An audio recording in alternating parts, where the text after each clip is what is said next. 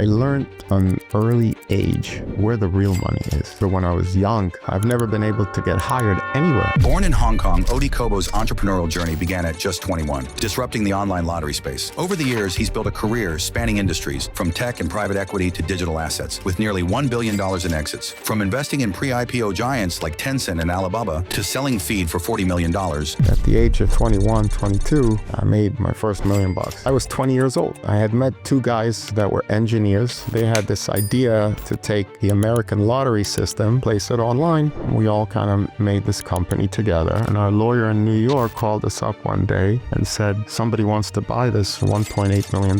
We sold that company. OD has consistently stayed ahead of the curve. Now worth an estimated £225 million, OD continues to shape industries, leading major investments in blockchain and infrastructure. His journey exemplifies resilience, vision, and an unrelenting drive to create impact on a global scale. This is the story of OD Kobo, a true modern entrepreneur. After I had that lottery thing, the money went pretty quick with me. The next venture, we'd buy the .co.uk domains that just come up. Nobody was buying them. And we bought a bunch. So all we do, buy bulks of like 100 domains for like $3. After a year and a half of going through everything, I sold that entity for about £2.2 million.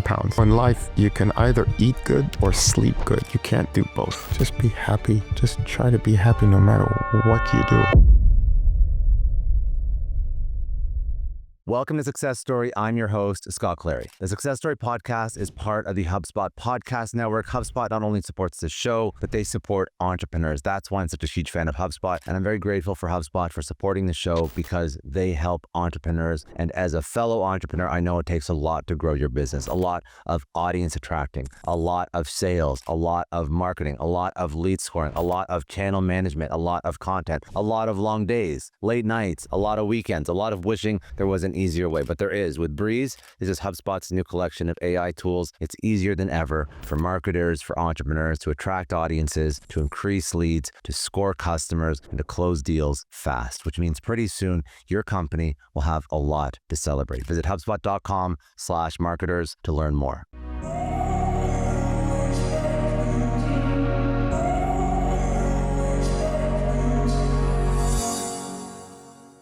If you had to describe what you do for a living to somebody, how would you describe what you do? Externally, meaning publicly, I'm an alternative asset manager. Internally, amongst my circle, I'm a high-value, large-scale deal maker with sovereign funds, SOEs, specific individuals, cross-border, mainly between Asia, Russia, the Gulf. I'm a deal maker in that sense. I help facilitate large capital initiatives between governments, private-public entities in various sectors, infrastructure, simply because the sums are a lot larger. Tech-related infrastructures, data centers, or things of that nature. In the past, oil and gas, some securities. Depends kind of if who I worked with. But I think in a nutshell, internally they kind of refer to me as the deal maker. Obviously, your experience has really gone across so many different industries and you've accomplished so many different things. When you look at how most deal makers, investors, asset managers structure their career, at least early on, they start to focus on one thing because that's what they're proficient at and that's what they get very good at. So let's sort of go back in time. Who was Odie growing up? Who was Odie? Did you come from an entrepreneurial background? I think that your parents were somewhat entrepreneurial in nature, but I mean, what was that inflection point or that moment in time that sort of pushed you down the path that you're on today? I grew up in Hong Kong. And when we grew up in Hong Kong, it was because at the time my father was in the manufacturing business. So a lot of foreigners that came to Hong Kong, were manufacturing either clothes or I don't know, something like that. So that was kind of why I was, brought up and raised in Hong Kong. When we first moved to Hong Kong, when I first kind of grew up in Hong Kong, we lived in an area called Pak Fu Lam. Think of it like the Queens area of Hong Kong. It was predominantly all Chinese. It was I don't know if you see those residential blocks where you see like 1,000 apartments and like that, and then, laundry hanging out like that.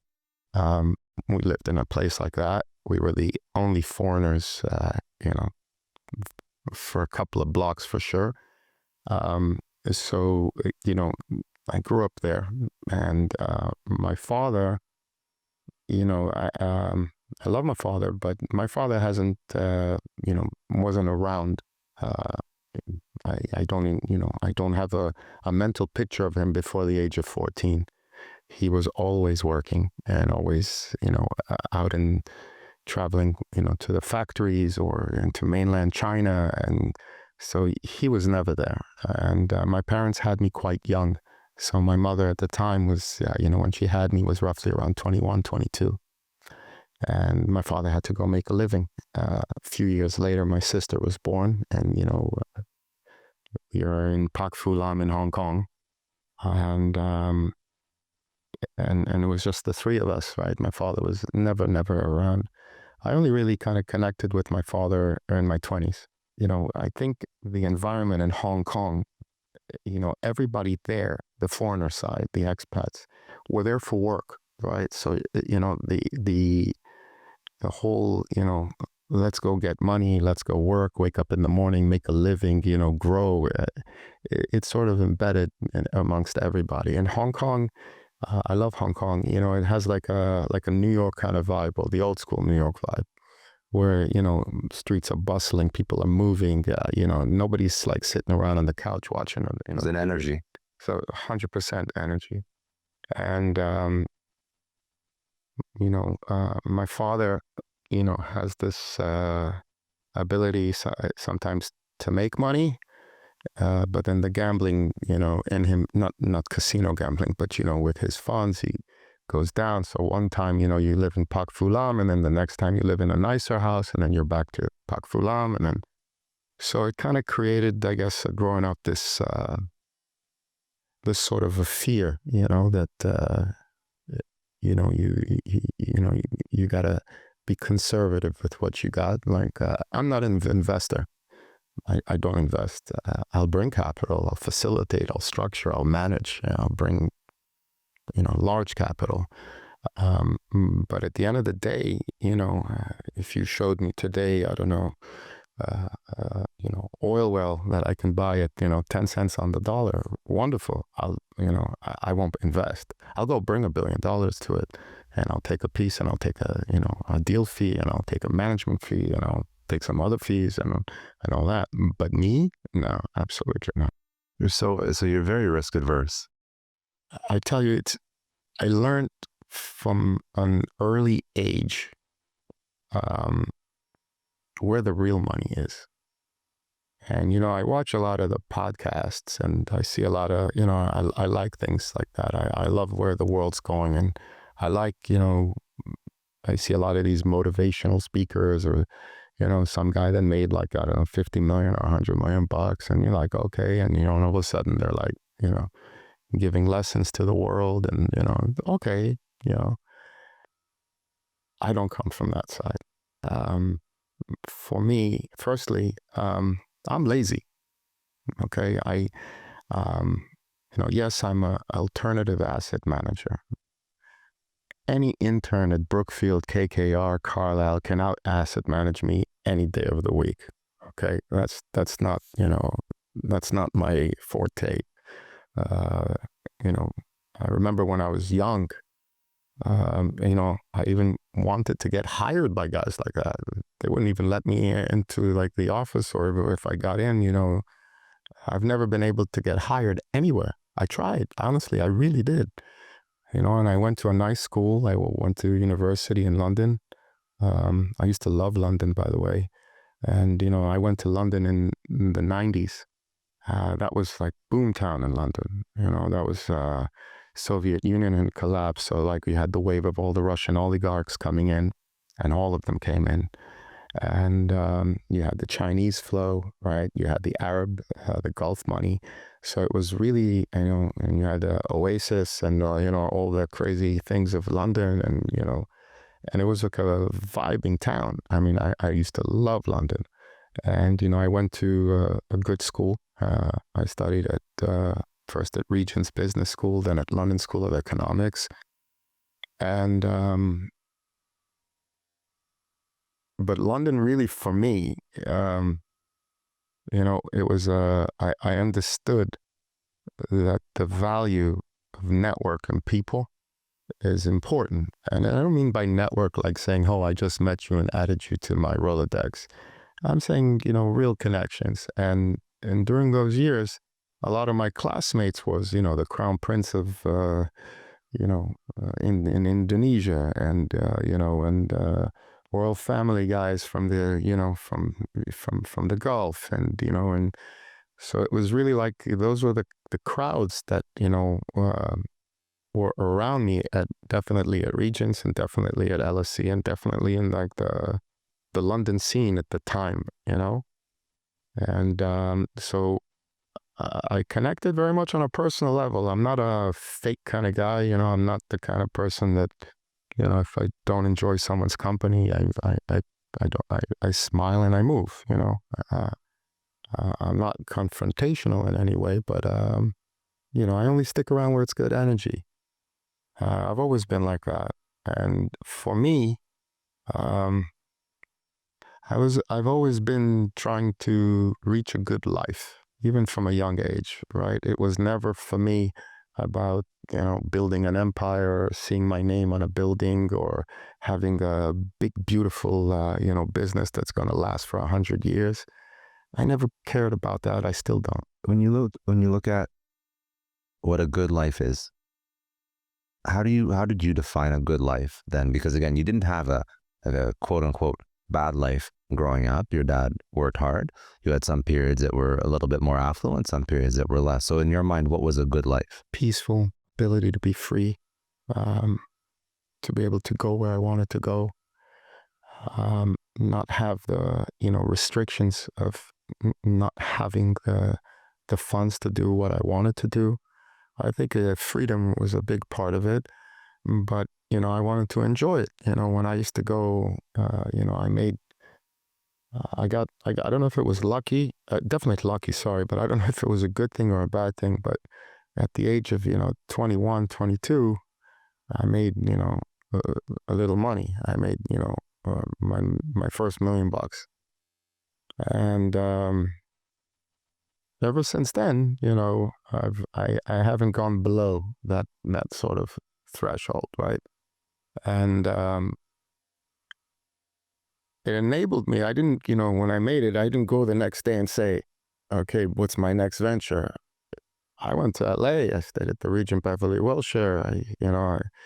I dated, nice, pretty girls. I bought beautiful suits. It wasn't about flash. It was just I wanted. You wanted a good life. I wanted a good life. I woke up in the morning. I'd go for a walk around, I don't know, wherever, Beverly Hills or, Hong Kong, London. I traveled, wherever I wanted.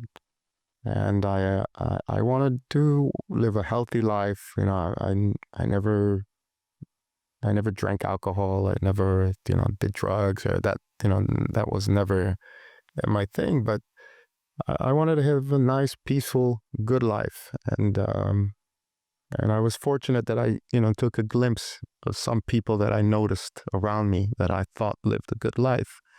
And, and I saw that there was times for making money, but it's not all about that.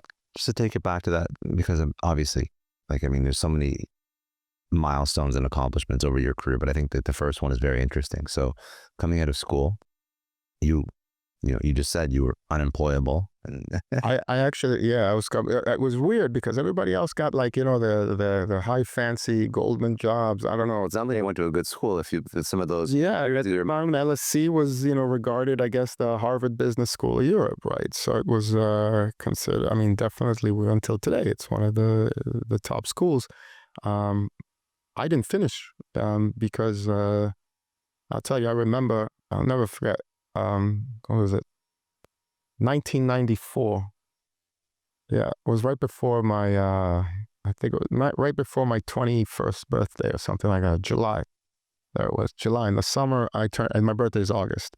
So in July of like 1994, Time magazine published like this thing, and they said like, I don't know, was it The Strange New World of the Internet? Right? That was like, weird, right? It sounds such a long time ago, right? And I was 20 years old. I had met two guys that were engineers. They had worked at a company called Sun Microsystem. They were like in their 30s. I thought that was like so old at the time, and they had this idea to take the American lottery system and basically place it online. Basically the lottery at the time was the first internet business, right? Basically an internet is a bunch of networks connected to create. So the lottery system, each terminal connects to the other. So in retrospect, it was really the first internet operating business. Anyways, they thought it would be really cool. We did. If, somebody in London can buy a New York State lottery ticket, right?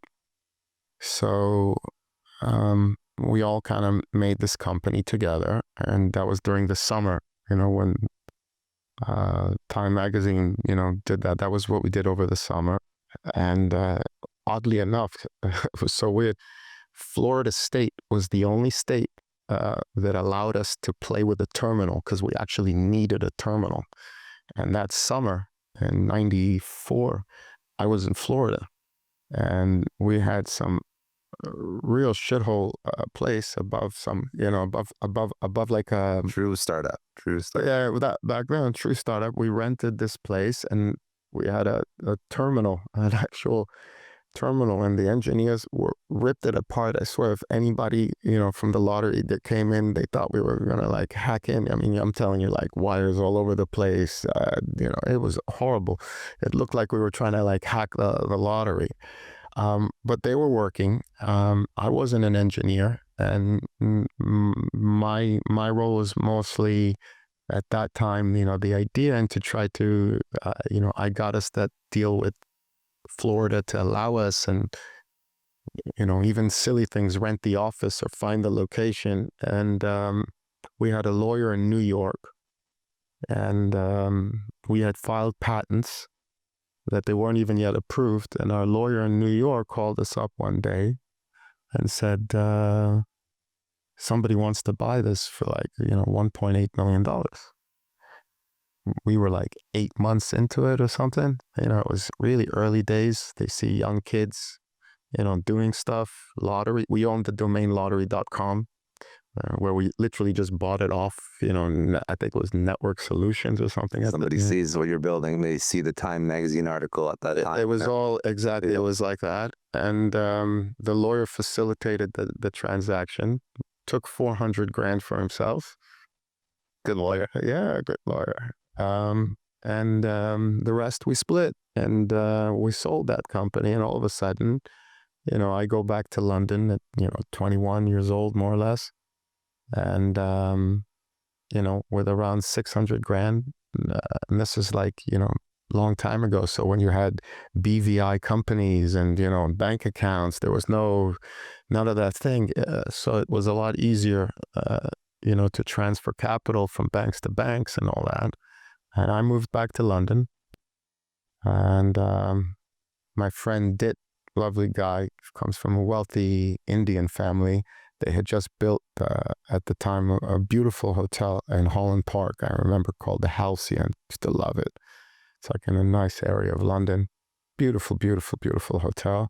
And I took a suite there, and I lived there for about a year. And I took another suite next door, and that was sort of like, I don't know, maybe an office or something like that. I got a really good deal, and I lived there for like a year. And I loved London, and I bought beautiful suits, and I'd walk around, and I'd go to the nice restaurants, and my friends from school, that LSE, and it was just very difficult for me to go back to school when, you know, I had like $600,000, which at the time, you know, Like a lot of money. I thought I was, you know, Bill Gates, you know, and, you know, and that kind of sparked off, I guess, you know, the trend for me, you know, because You were still at this point, I mean, that first venture, you're a pure operator. I was an entrepreneur. Yes. I was an entrepreneur up until around 26, 27, until I learned the other side. Because if I'm looking at sort of what you've done uniquely, so you build these bridges between all these different parts of the world, and that's how you facilitate these deals. And you had exposure to that in London because you're mentioning that you had all these peers, but you didn't dive into that world right away. So that sort of planted a seed. I was misled. You know, I think a lot of entrepreneurs today, and I look at the stuff that's online, you know, and I think there's a lot of, how do I say this there's a lot of bullshit. That's exactly how you say it. You know, and you know, and I see, you know, I see like intelligent people, and I don't know if they're doing it for their persona or, you know, just to sometimes they're their ego. or, you know, just sometimes, you know, but there's a difference between, do you want to make money? Do you want to build something? Or I don't know. For me, I wanted to make money. When I worked, it was about making money. It wasn't about, for me, it wasn't about changing the world. And I'm not here to, you know, I was saying, where, you know, where is the money? And for guys like me, we look where the money is, right? So if there's money moving in Africa, then guess what? I'm on a plane in Angola. What do I do in Angola? No fucking idea, but I'll go sit there in the hotel in Angola. There's not many, certainly not back then. And you'd be surprised, you know, all of a sudden you start meeting some people in Angola. And I've been Angola, Kazakhstan, Mongolia. I've been to like, you know, a lot of these, you know, distant places, but I'm going forward. But no, that's an interesting point. So you discovered, and I think that's actually a really valuable lesson. You have to understand what you're actually building for, or what you want in your life, or what you're optimizing for. And, you know, you're alluding to a point that a lot of entrepreneurs chase. I don't even think they know what they're chasing. I think they're chasing money. Yeah, I think they're chasing money, but they're doing it in a roundabout way, is what I'm saying. Because they're taught that like, oh, you're going to build a company, you know, you're going to raise capital, you're going to up the valuation, right? Why do, you know, you raise, as a startup guy, you have to raise capital, not because you need it, because you're basically manipulating the price per equity, right? You open up a company, it's $1 a share. I do a round, now it's $5 a share. I do another round, now it's $10 a share. You're basically not, you don't sell companies, you sell your equity in companies. And everyone's taught, then you get diluted, then you get this board, then you do VC, and then are they strategic? And you go this rabbit hole, and I just, you know, how do I make money? What, I gotta wait for like Google to buy me, you know, or, you know, because cash flow, I mean, certainly not in the early 2000s, and, you know, nobody's making cash flow. And even today, you know, you see guys with, I don't know, 10 million or 20 million, you know, even in the creator economy world that you're in, you see guys with 10 million, 20 million, you know, followers across their audience. Okay, they're making $5, $6, $7, $8, $10 million a year. Not knocking it, cool. You know, but the platforms or this, you know, they're making the real money, right? And also just one more thing that I noticed with founders, I mean, if you don't know what you're doing, it doesn't matter what the valuation of the company is. If you're giving up too much of it, especially at the beginning, like, you don't end up with a huge check. I disagree with that. I'll tell you why. Why? When you're in the ground operator, you know things that your board or your shareholders don't know. The most important thing is, if it's your company, you're on the ground. I believe very much in negotiations and talking. I'm a deal maker. And, you know, I have a close friend, and we've been friends for about 30 years. He's worth today, I don't know, according to Forbes, 9, 10 billion or something like that. I never met him broke. Even when we were young, I think when we met, I think I was 23 and he was 26. And even back then he had like, I don't know, 30, 40 million and a cash flow of about $1 million a month. Okay. He was in online gaming. We're really one of the pioneers. Anyways, when he IPO'd his company he was one of the first to IPO on the London Exchange for about £1 billion. 2 months before the IPO, he had owned less than 15% of the company. By the time it IPO'd, he owned 82%. He was the operator. He was the ground level. I think there's a lot of overemphasis on how much equity do I get. You give me a big company, give me 1%, okay, let it sell for $1 billion. I guarantee you I'll get more than my 1%, right? There's ways. So it's how much you're on the ground, how much, you know what's going to happen. You get the news, right? Data is gold. So if you know the information before, you can always structure different deals for yourself. You know, there's guys that sold companies to Google. You know, I'll tell you a funny story, you know. In 2010, I was like around 2010, 11, I was 35. I was single until 35. And in 35, I moved to like the seaside town to have a nice summer.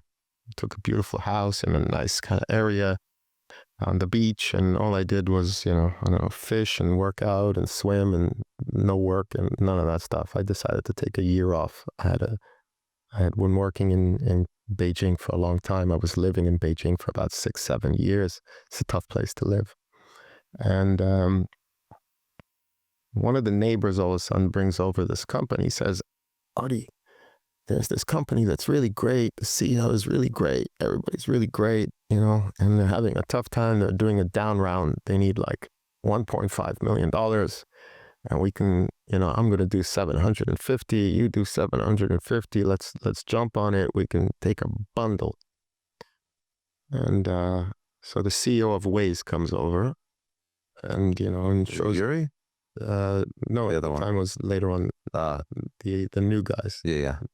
And they switched everything around. I think his name was Noam. Mm-hmm. And it's pretty embarrassing, but they showed me, I didn't care. I wasn't in the mind frame, I'm like without a shirt, I'm going on the beach, I wasn't in that mind frame. I had made a lot of money at the time in Hong Kong. And I was partners with the QIA, the Qatar Investment Authority.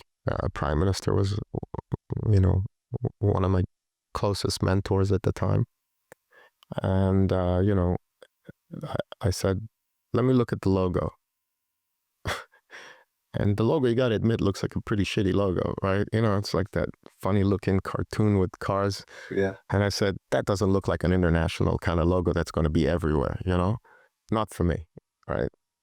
And I backed out of that, I love Waze.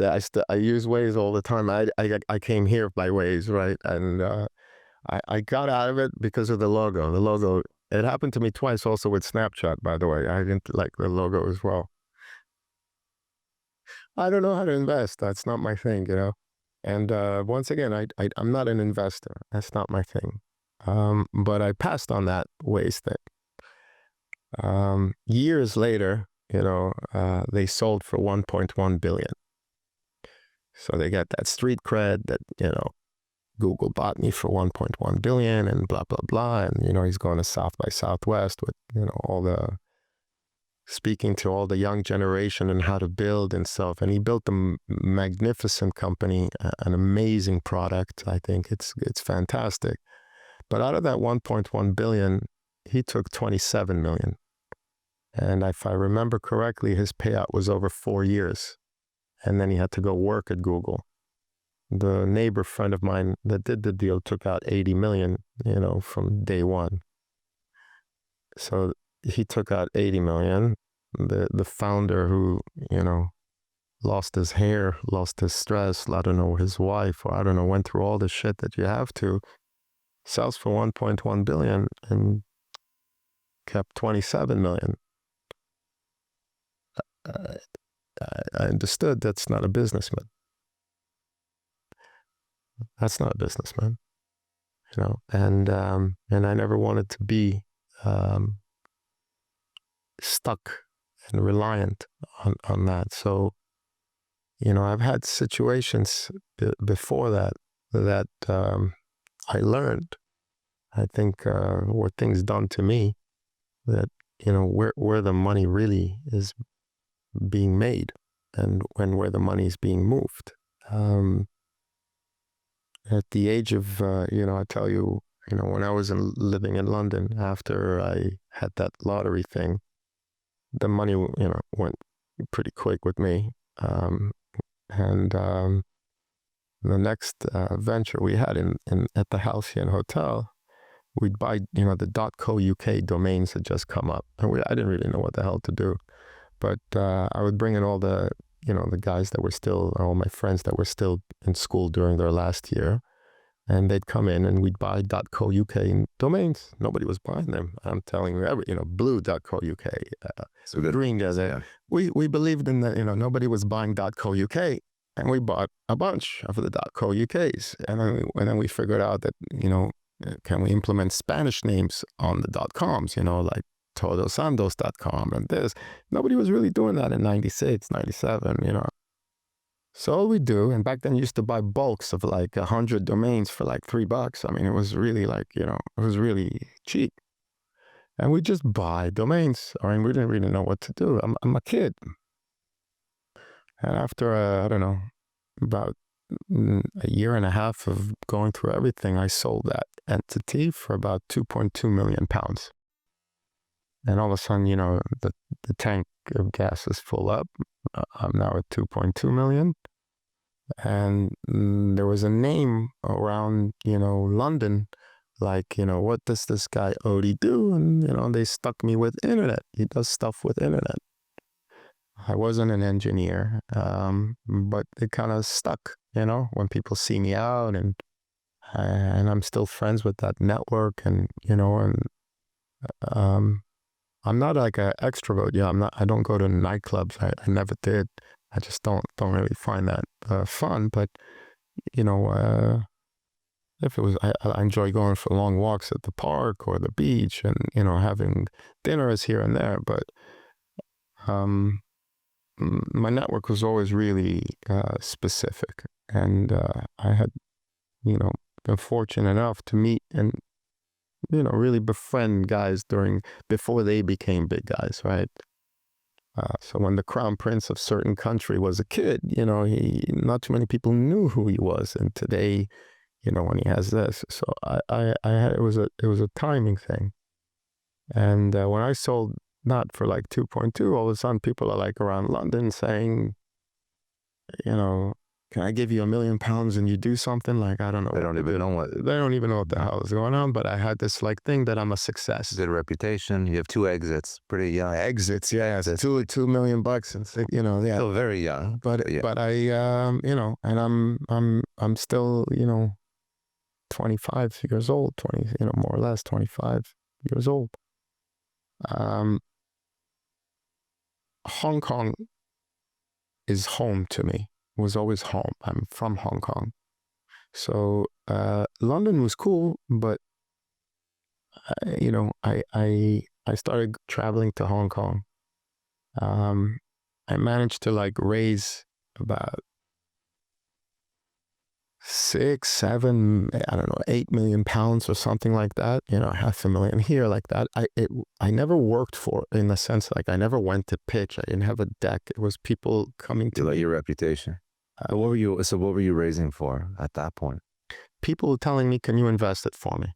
That was pretty much how they came to me. So it wasn't formal, like you didn't start a fund? Nothing. No. I had a company, I called it Sino Sheen. It was a shelf company that I took from the guy in Hong Kong that was ready off the shelf with an existing bank account where I can have the funds coming in. Basic structure, you guys put in the money, anything above, we're 50-50. No management fees, none of that stuff, no deal fees, I didn't know about those things. And with this kind of people, you don't really think I'm going to take a salary or anything like that. You're comfortable. Yeah, I'm good. I went to Hong Kong, the internet thing in Hong Kong started in Asia, in China started slowly, coming up, right? So you had like these big companies, Sina, Sohu, later on Tencent, we know WeChat, we know Baidu, of course, the great Jack Ma, and Beijing at the time was a real small town. So I was reading, you knew Jack Ma before? I knew all those guys before because it was like a small town, and not too many. And I was the only foreigner in Beijing, doing this kind of. There was nobody else there. Okay, there was no Sequoia or Excel. There was nobody there. It was just me, and the community was small. And my lawyer at the time, Rocky Lee, who was awesome. He was very, we were all the same age. And, we kind of just all became friends. So when I raised the capital, I had loose hands. So $500,000 here, $1 million here, started throwing it around. Reason is because I'm a foreigner at the end of the day. No matter how much I'm from China, I'm from Hong Kong, I'm Chinese. I really, I just don't look it, but I'm Chinese. My loyalty, my country, I feel very at home in Hong Kong. But still, because I don't look Chinese, my strategy was always, how am I going to get access to deals, right? So I got to be the guy that's throwing cash out. If they hear there's this crazy guy that's throwing a lot of cash out, then all of a sudden people start coming, right? There's a guy hanging out, you just go to his hotel, he's at this hotel, and, if everything is okay, he'll just going to give you $1 million. And I built that sort of thing for me, a long time ago. A lot of the people I work with today remember me from back then as this guy that started throwing cash around. But I knew I was building my network. That's a very interesting way to build a network, though, because obviously there could be a massive amount of risk in just throwing capital around. It's not like you had like an investment thesis. None of that stuff. No, none of that stuff. No investment thesis, no nothing. Started throwing cash around, but we did about a 16x about a year and a half even later. It was crazy. A lot of these companies, a lot of the bankers started coming, the Credit Suisse, the JP Morgan, all these guys started coming and picking up all these Chinese assets and dumping them on the NASDAQ, taking a 2 to 3% investment banking fees. And then they let them, swim for themselves on the NASDAQ, which is pretty tough because in the NASDAQ you had, Microsoft this, Oracle this, and who the hell knows what Sino, Sohu, or this is, right? So they had to fend off. But the bankers took all their fees, made billions, upped the valuations. I mean, at that time, there was no more than like 40 million people online in China. Nobody was profitable. Nobody was making money. CPA, click rates, all this. They were pennies. I mean, they weren't even in the States. I mean, nobody was making any money. But, all of a sudden, I don't know, Goldman or whatever, Credit or whatever, started saying it's worth $2 billion and, and manipulates valuations and dumps it on the NASDAQ at $2 billion, get their commissions. And, now you got to fend for yourself. So that was what was happening a lot, and after everybody made a lot of return.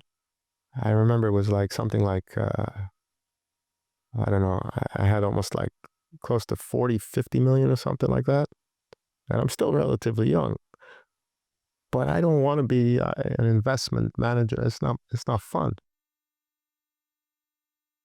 So I made a huge mistake, which was the classic thing that everybody told me. And, do you remember that time? That was when News Corp purchased MySpace for like so all of a sudden News Corp purchases like MySpace for like 500 or something million dollars. And we all were like, boo, $500 million. That's what, that was a big thing back then. Today, it's like nothing. But back then, that was a big thing. So I had made a lot of money. I was young still. I had a lot of money behind me as well and my own.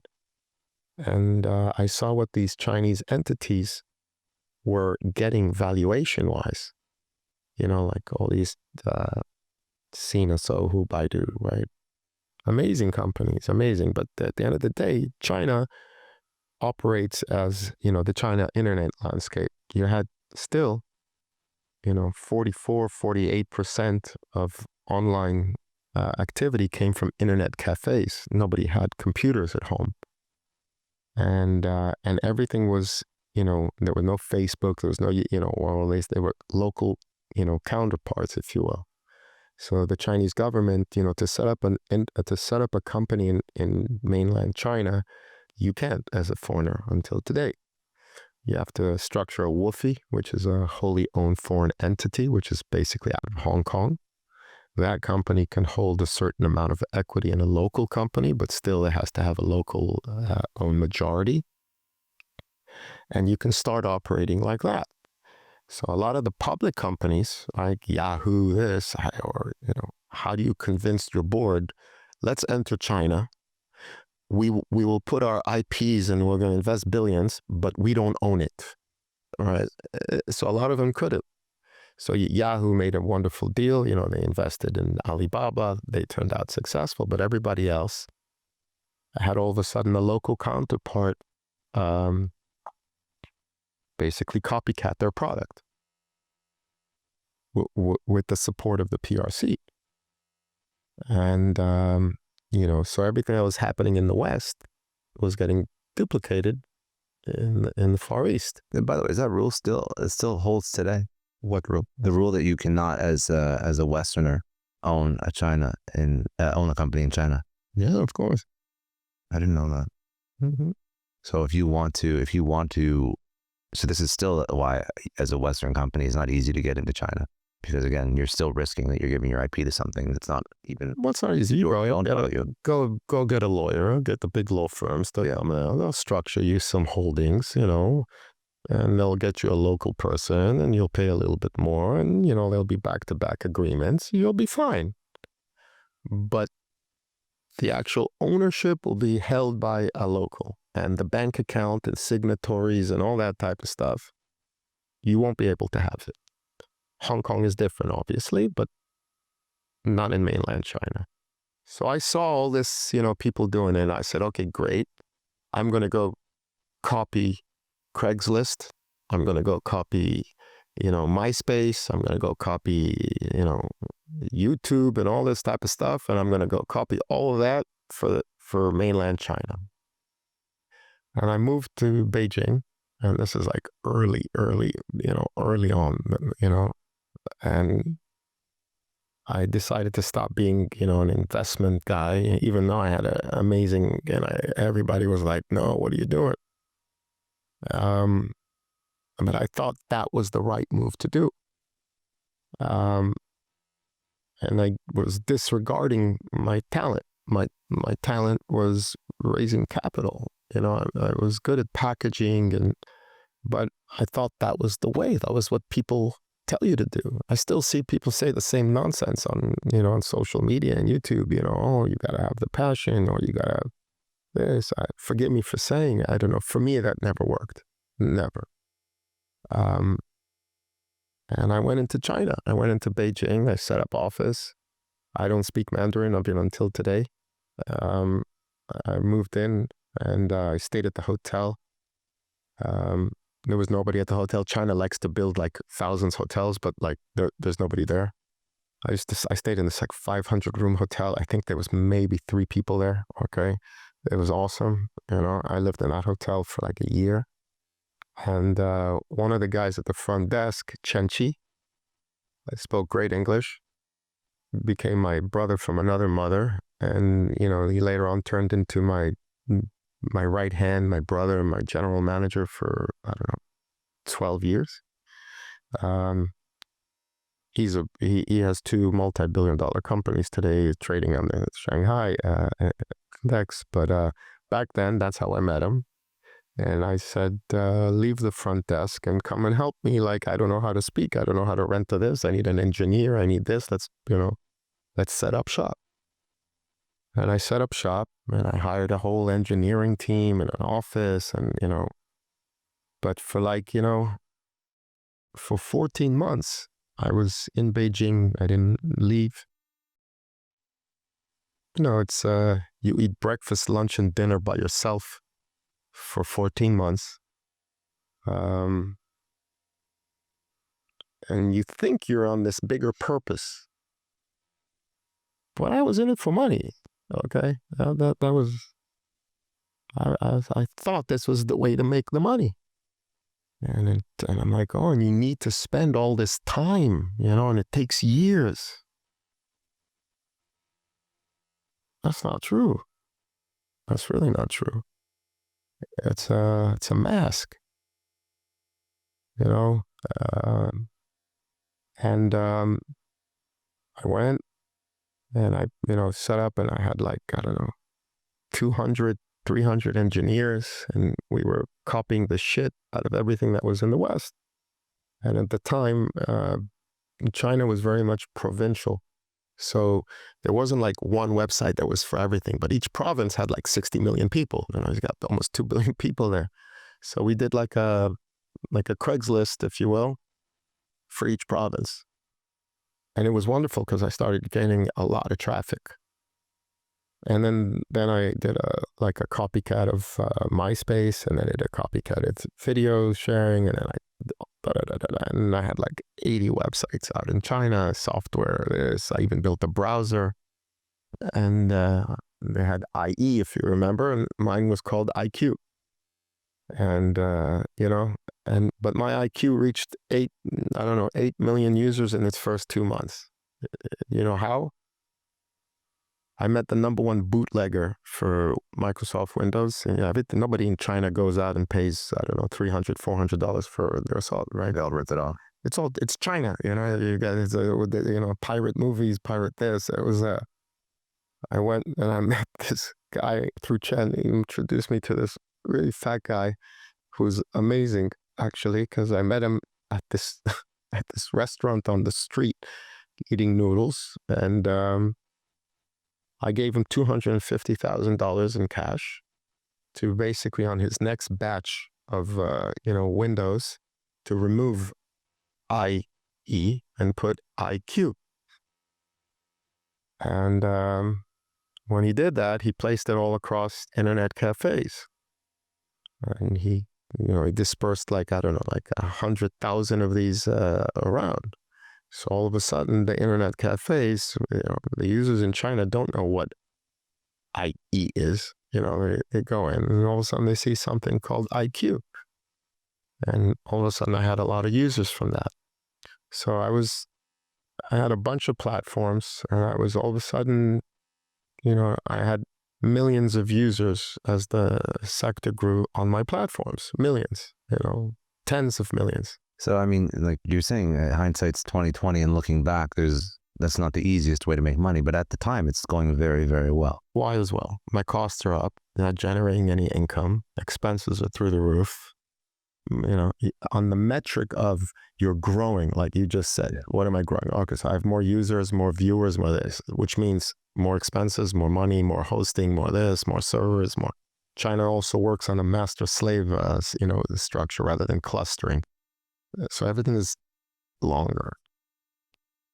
And everything on that, but no money, right? So when all of a sudden, like the bankers or the VCs started entering China, and all my friends started getting venture funding or, private equity funding, I didn't get $1. Nobody comes to China to invest in the Jewish boy stuck in China. That's not authentic. It's kind of like, would you go to a sushi restaurant that the sushi chef is, I don't know, Colombian? Would you feel authentic or Swedish? You feel like you don't think it's authentic. You say, oh no, let's not eat sushi here. The sushi chef, he's got blonde hair and blue eyes.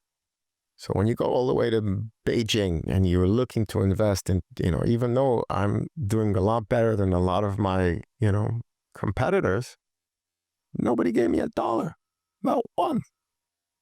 And, we were burning a lot of money, and I flew to London because that was the place where I had like a reputation.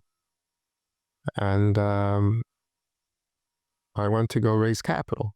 I needed a lot of capital. I was growing. I had tens of millions of users on my platform, but nobody would invest in me like they did in some of these big companies.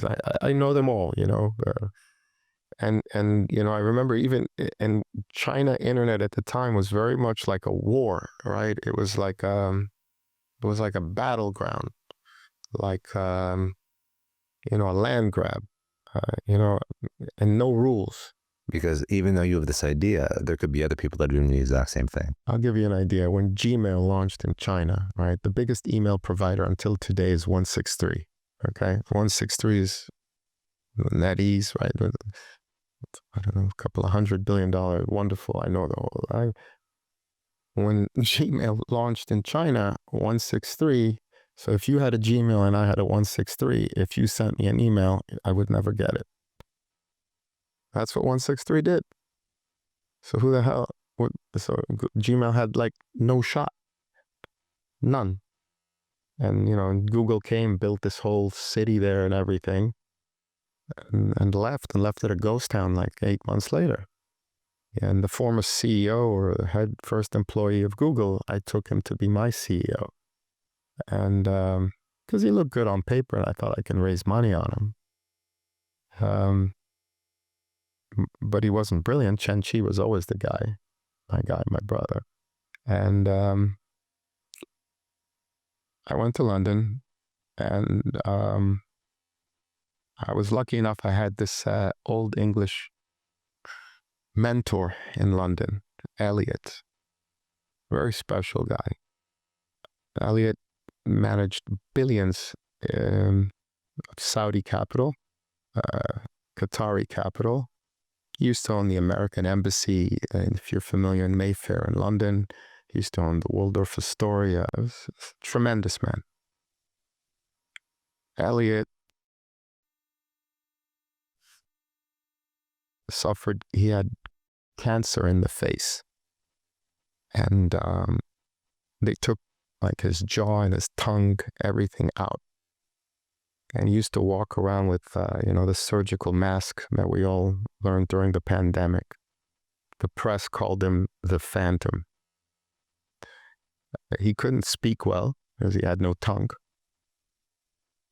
But for some really weird, fucked up reason, I could speak to him and understand him perfectly.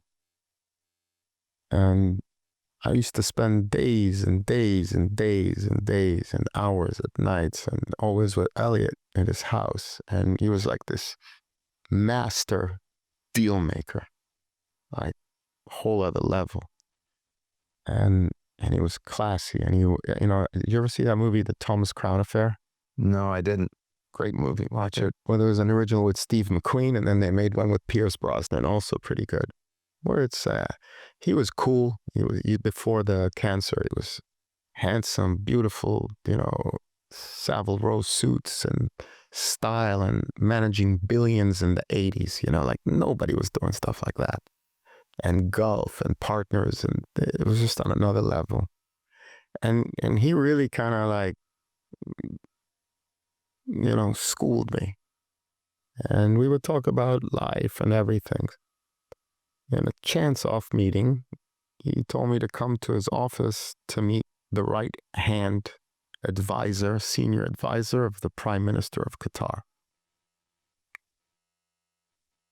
I really needed capital I'm growing by every metric. Users, time on site, all those things that back in the day they used to tell you means you're great. But I'm burning a lot of money a month. And I had a chance meeting with this guy who was an international high-stakes deal maker.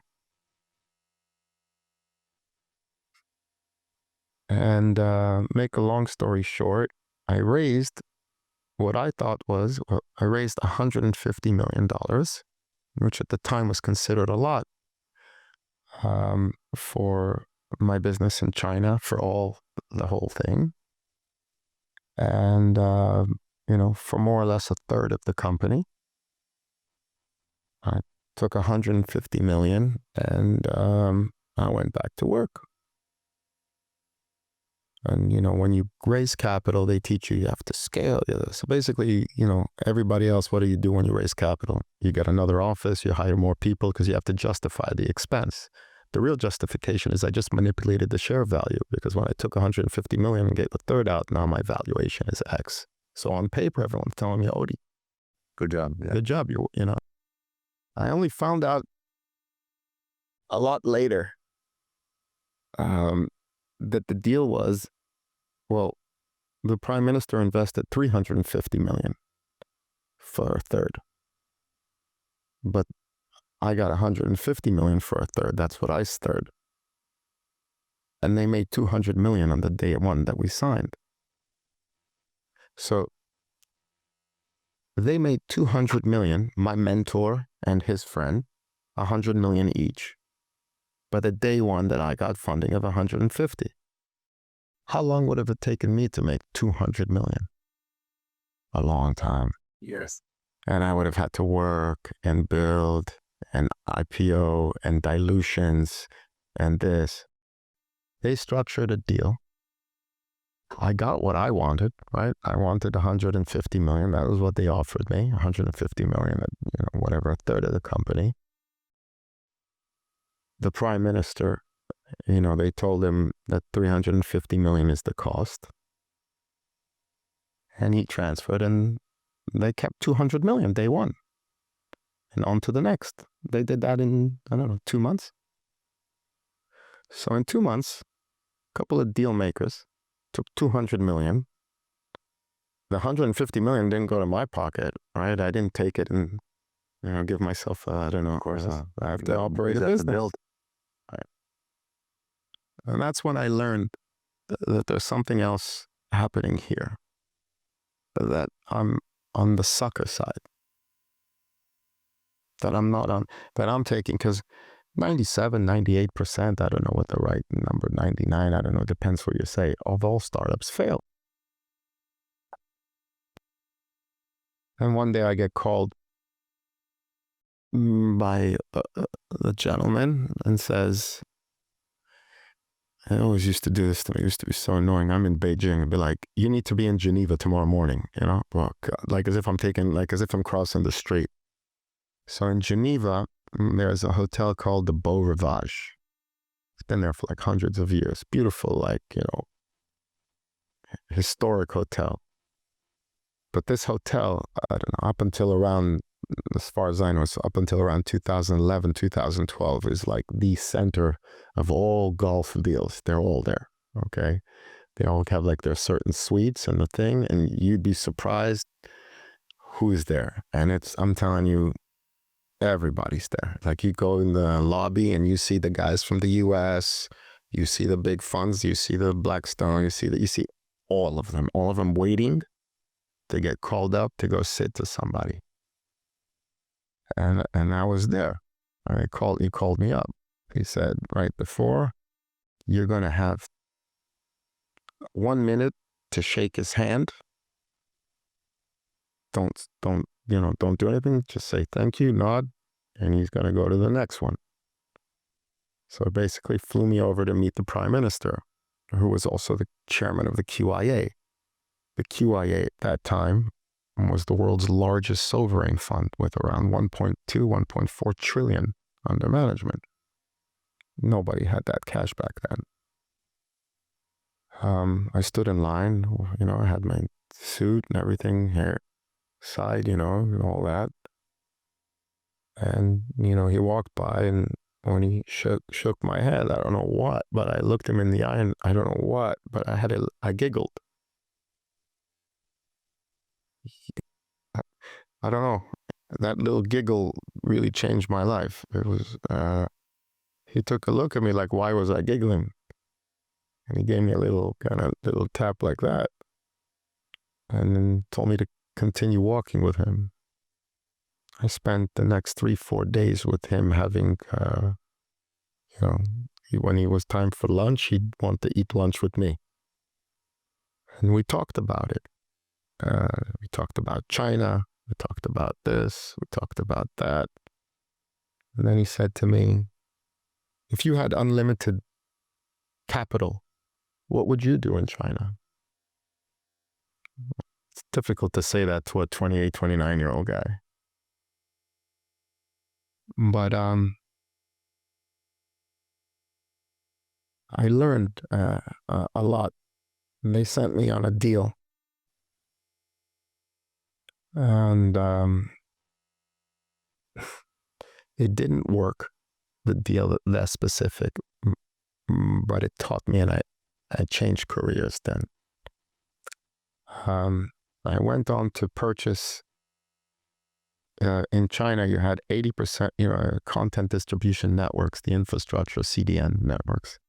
So roughly around 78% of it was owned by the PRC, and the balance was by like 5 companies.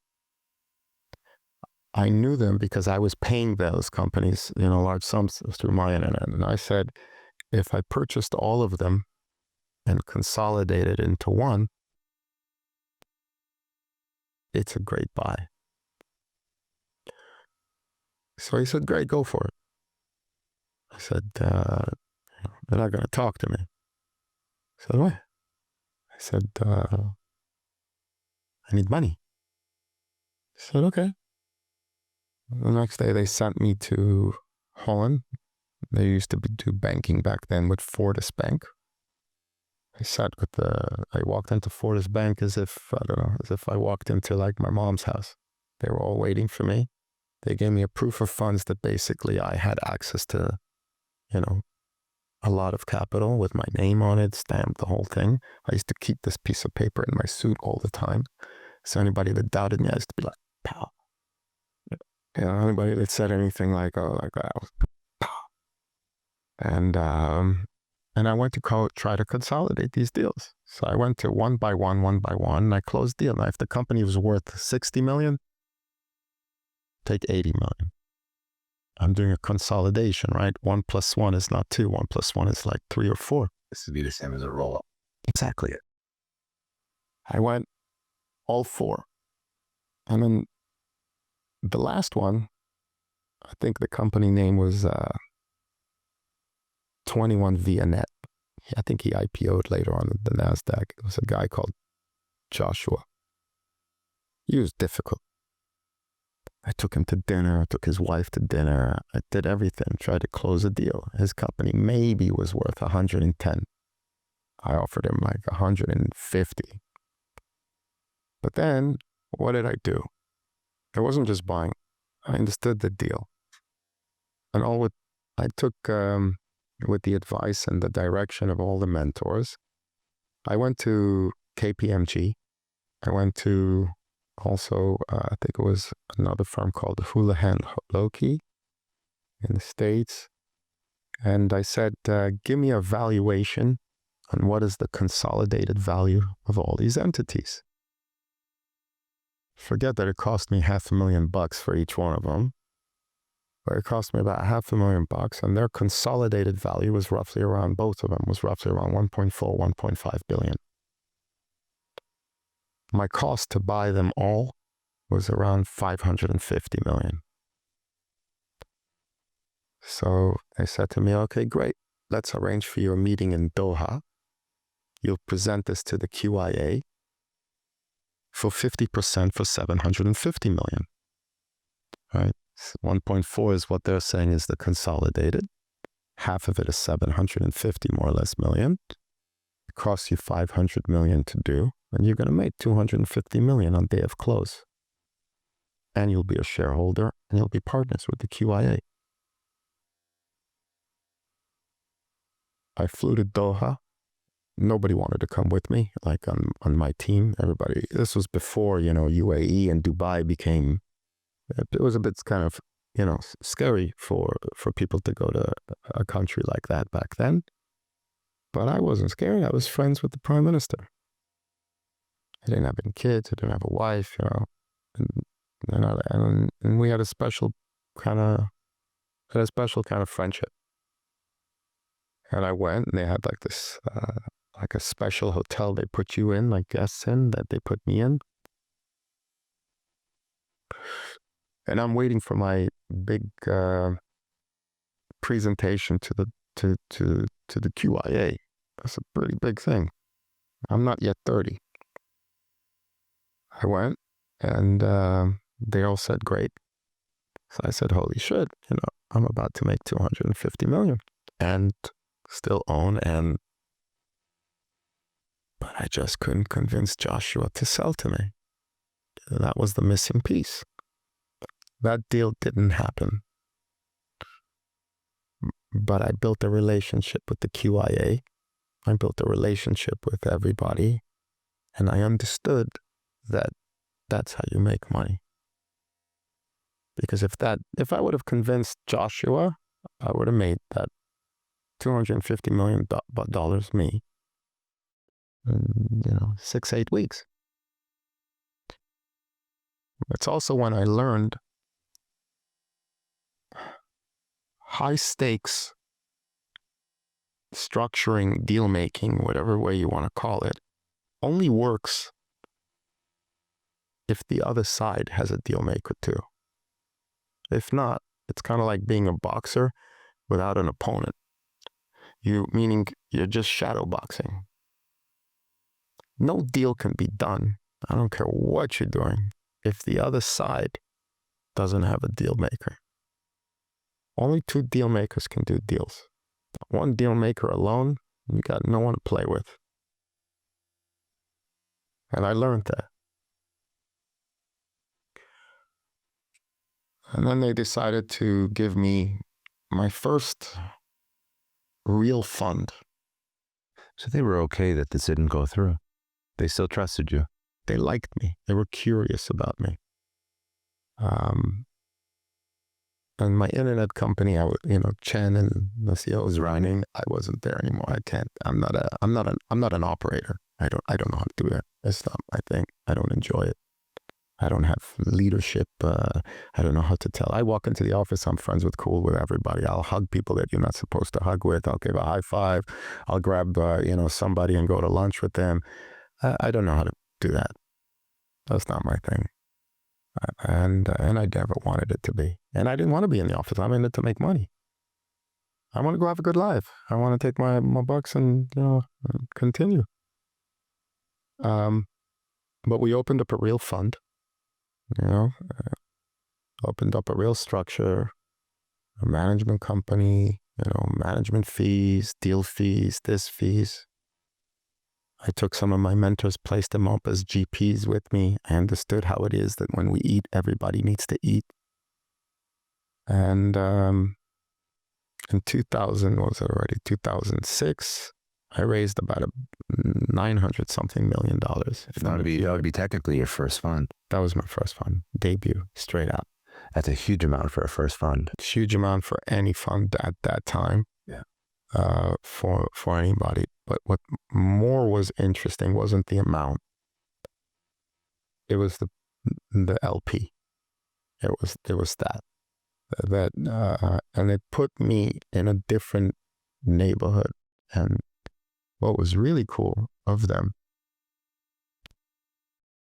they showed me around. They introduced me around a lot.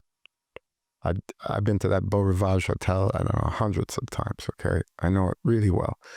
I've been there a lot, and I met huge people, also in the Gulf. And I met them all on a very kind of like, this is our guy in China. And it was a big thing for me. I took a lot of pride in it,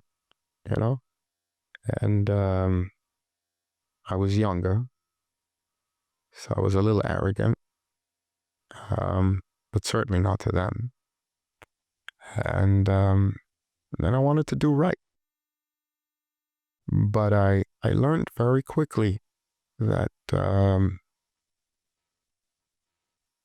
better at structuring deals between sensitive governments, specific people of that kind of caliber. And when I refer to specifics, it's people that are in rare positions themselves. Through that, I later on dated a girl I met in London. She had moved to London, and her father was a Russian oligarch, a famous one. No need for names, but he was a pretty big Russian oligarch. And she and I, she's one of my best friends until today. And she's married and kids, and I go, to her for, I don't know, Rosh Hashanah dinner, or I'm with them and her husband, and until today, she's probably one of my closest friends in the world. But for about 10 months, we were kind of like engaged. Okay. And she was psychotic. I love her. She used to work with her father. So 50 security guards, like the 4 telephones, like she was the son wasn't really involved in the bad family business, and she was. And she was like real bossy. And, I would fly to Hong Kong, and all of a sudden, like 2 days later, she'd be at the hotel too. And I'm like, what are you doing? I love her to death, but, she was just very bossy. And I loved the father. But through her, and this was like, this was the years that the oligarchs were really, unloading a lot of capital and allowing entrance into the Russian market. And all of a sudden, my network, working with the QIA, all of a sudden, they knew that. And that provided me with a lot of, sort of credibility that I'm able to keep things quiet. That was my, that if they filtered me and if they, gave me the okay, then they can also. And also my relationship with my fiance at the time. I learned a little bit of Russian. I spent a lot of time in Ukraine, Kiev, and Moscow, and some weird places that, you didn't even know existed. This is still around the time when you have that $900 million fund. So I got 900 million. I got a company in China. And, but I'm making more money off structuring funds between oligarchs and the Gulf. There was a lot of deals. Oil, they love oil. Petroleum, crude, there was a lot of fun deals. And when you structure deals, on that level, and, these were still like, BlackBerry, Nokia years, okay? So it's not like, so everything was very quiet in private settings, and I liked it. And I was learning that this internet company I had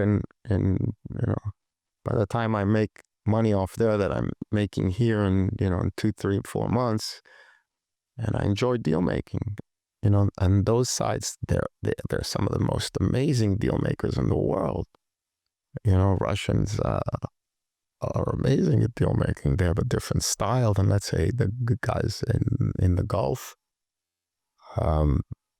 I love the Saudis. I love the Qataris. I love the, everybody has a very sophisticated way to do things, and they've been doing it for hundreds of years, and to be into this world. But everybody eats from deals. It's not like a abnormal thing. And you said that twice. When you say that everybody eats, do you find that, because you're pointing that out, is it because you feel in sort of traditional startup land, you feel like not everybody eats? Nobody eats. Who eats in a startup? You got some fucking VC sitting there that he didn't do shit. He's a partner. He gets a fucking salary. He's pretending and sitting with you as if he, invested. I don't know what the hell he did in his life. By the way, I'm not knocking the big ones, right? You have like, in every entity, right, you have like the real ones, right? So you got Anderson Horowitz, you got, Excel, Liz, right? I'm not, those guys are iconic, and it's not about them. but I'm talking about all, the rest of the food chain. It's kind of like we got Bitcoin and Ethereum and Solana and whatever, and then you got 98% shitcoins, right? So my reference is not those guys specifically, but when a startup guy raises money from a venture capital firm, the mechanism of a venture capital firm is like a meat grinder. The founder won't see shit unless he sells his company for like 2-3 billion, or like, those guys that sell for $1 billion, and not everybody turns out into Zuckerberg, right? And, you have tag-alongs, you have, ratchet, veto rights, this, double dips, triple dips, I don't know, all these things they make up, I don't know, it's gotten worse and worse through the years. For a founder to actually make money through a VC, like, funded entity, like, me personally, even, I don't, it's not my world, I don't do that type of stuff or those kind of deals, but if I saw a venture capital firm involved, I would never do a deal with. Never. There's no harm. If I own 20% of something and some VC this, and I don't know, I decide to flip it to somebody else and for 3x, that's me. Who are you to tell me no? Because you set a board because you put $1 million, 3 years ago at a lower valuation, and it's not even your cash, and and who the fuck are you? So I think, I haven't done business in the United States for 25 years. I hadn't been here. I moved to Florida a year ago. I work mainly in Hong Kong, and that's office, and that's kind of, I guess, my base, if you will. I left England also many years ago. It changed, and, nowadays, like the last, let's say, almost 10 years, 12 years, I work mainly with PRC SOEs. So a lot of the Chinese, see, it's funny because the UAE, for example, everybody knows the Abu Dhabi fund, and then the PIF fund in Saudi, and then whatever, the QIA and this. And in China, there are hundreds of sovereign funds, not just one. And the Chinese manage more capital than anybody in the world. And it's not just the capital. The Chinese around the president was brilliant enough to come out with this thing called the Belt and Road Initiative, which, if you're familiar with, in around 2013. And they've allocated trillions for this. And it's brilliant because through the Belt and Road Initiative, they're basically able to partner, purchase, manage, or deal with every major infrastructure deal outside of the United States for the last decade. I'll give you an example. Even the line, you see this on social media a lot, and it looks magnificent that they're building in Saudi. You saw that whole building, it's like amazing, right? And then you figure Saudis, wow, they got all the money in the world, right? Well, the Chinese are the major funders there because of an EPC structure. Chinese work under something called an EPC structure. EPC is engineering, procurement, construction.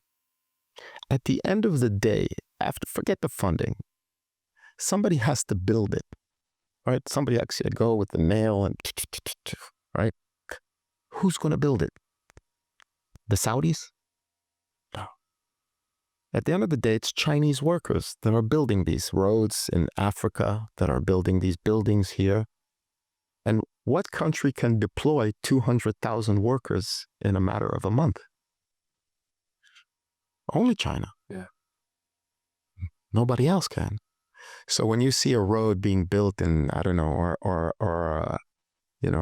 an electrical plant or a water plant in Egypt, or the airport in Morocco, or the roads in Indonesia, or you name it. The actual people building it are Chinese. They're not there out of their free will. I guarantee you these entities didn't call them up and go to an HR office in Beijing and said, hi, we're looking for 80,000 employees to come and help us build this building. And they're this right. So that's where the Belt and Road comes in. They come in also with money and with the deployment of actual people that can go build it. Made in China. Still made in China, just like your shirts. Everything is made in China. When BlackRock recently put $25 billion in data centers, and now they did a $100 billion data center.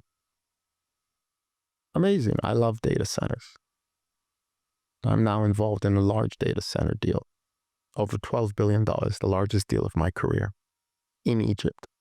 The BlackRock deal, they're going to put $25 billion in a data center. But then they're going to have to hire Chinese people to build it.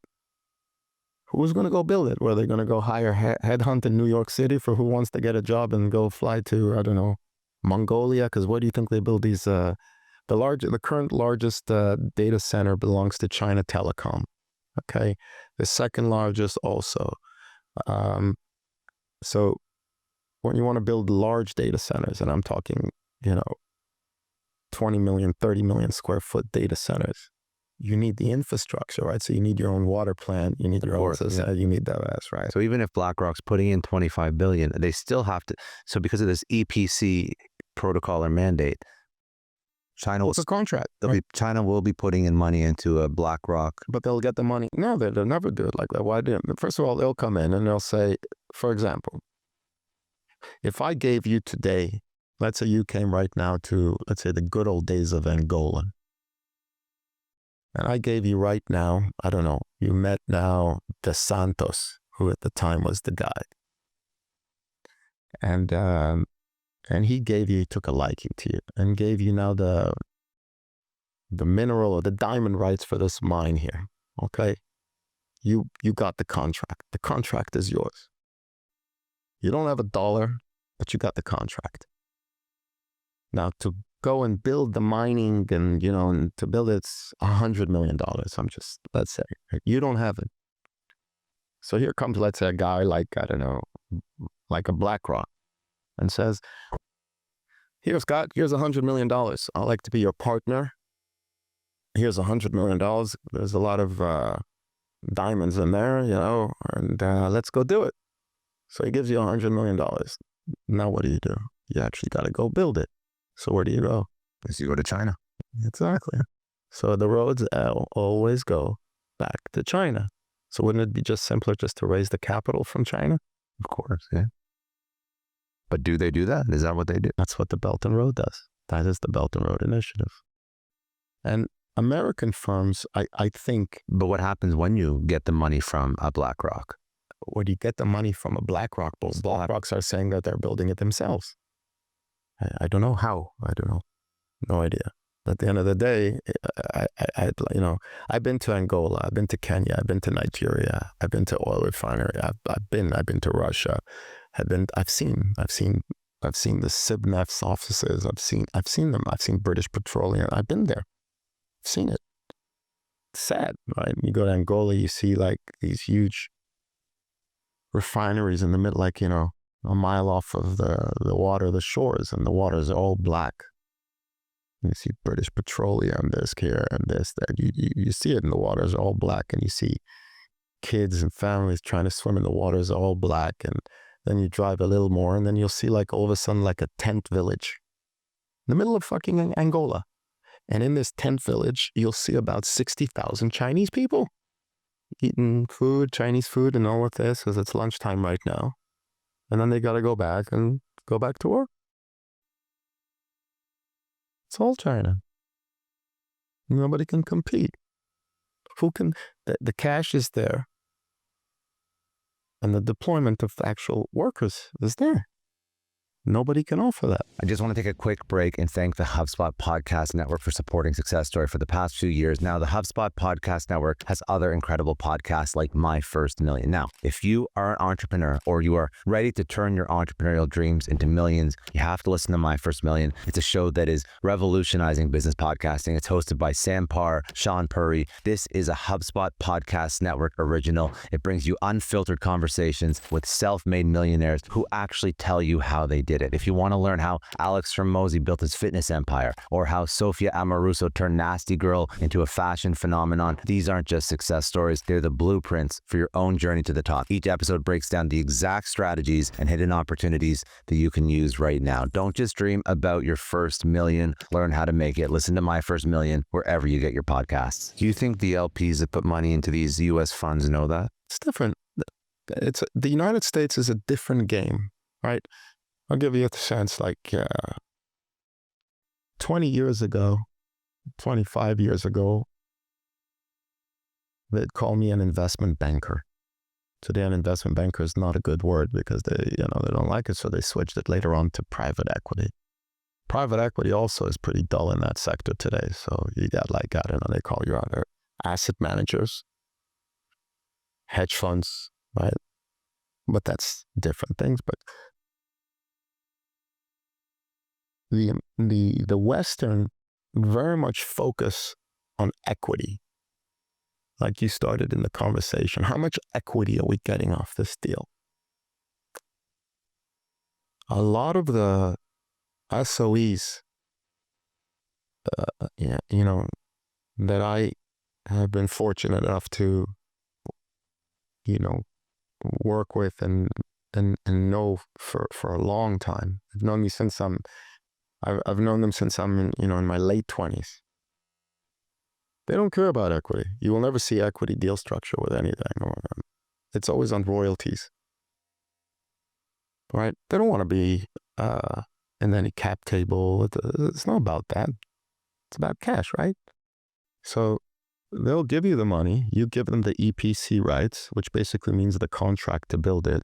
They can take those EPC contracts, flip it over to 20 other contractors anytime they want. So they already profited off the EPC. And so you gave them $1 billion, but you're giving them back because to build it costs, let's say, $800 million, right? So they get it back. And now they have, let's say, 50% profit sharing, which is basically a royalties fund. They don't care about equity. They just want the money out of the deal. But it's better. I don't have to deal with anything. And you don't see a lot of their holdings, a lot of SOEs, not just them, a lot of SOEs don't like everybody knowing what they own. You'd be surprised how many big assets around the world are owned by certain governments that you'd be in shock. But you don't see them on any cap table, right? A lot of them work with non-FATCA banks, right? So can't track. Nobody knows. I've seen recently, bank accounts some of these funds have with over $35 billion sitting in cash. I have a very close friend that works at Carlyle. He's a very close friend of mine from when I'm in my 20s, the old New York days. That's Carlyle. I think Carlyle is one of the best of the best in the United States, in their world. He's never seen $35 billion sitting there in cash. So the capital is there too. Now, the United States has capital. That's not the problem. U.S. has a lot of money. You have all these mutual funds, pension funds, you have tons. The problem in the U.S. with these big firms is deal flow. I mean, what are they buying? Some big fucking, trucking company in the United States and manipulating the valuation and and it's a lot more. So they don't have access to deal flow outside of the United States. That's why it's very common for a lot of the U.S. firms to offer 8% deal fees just to get in on those deals. So imagine if you've got like a, I don't know, a $5 billion deal in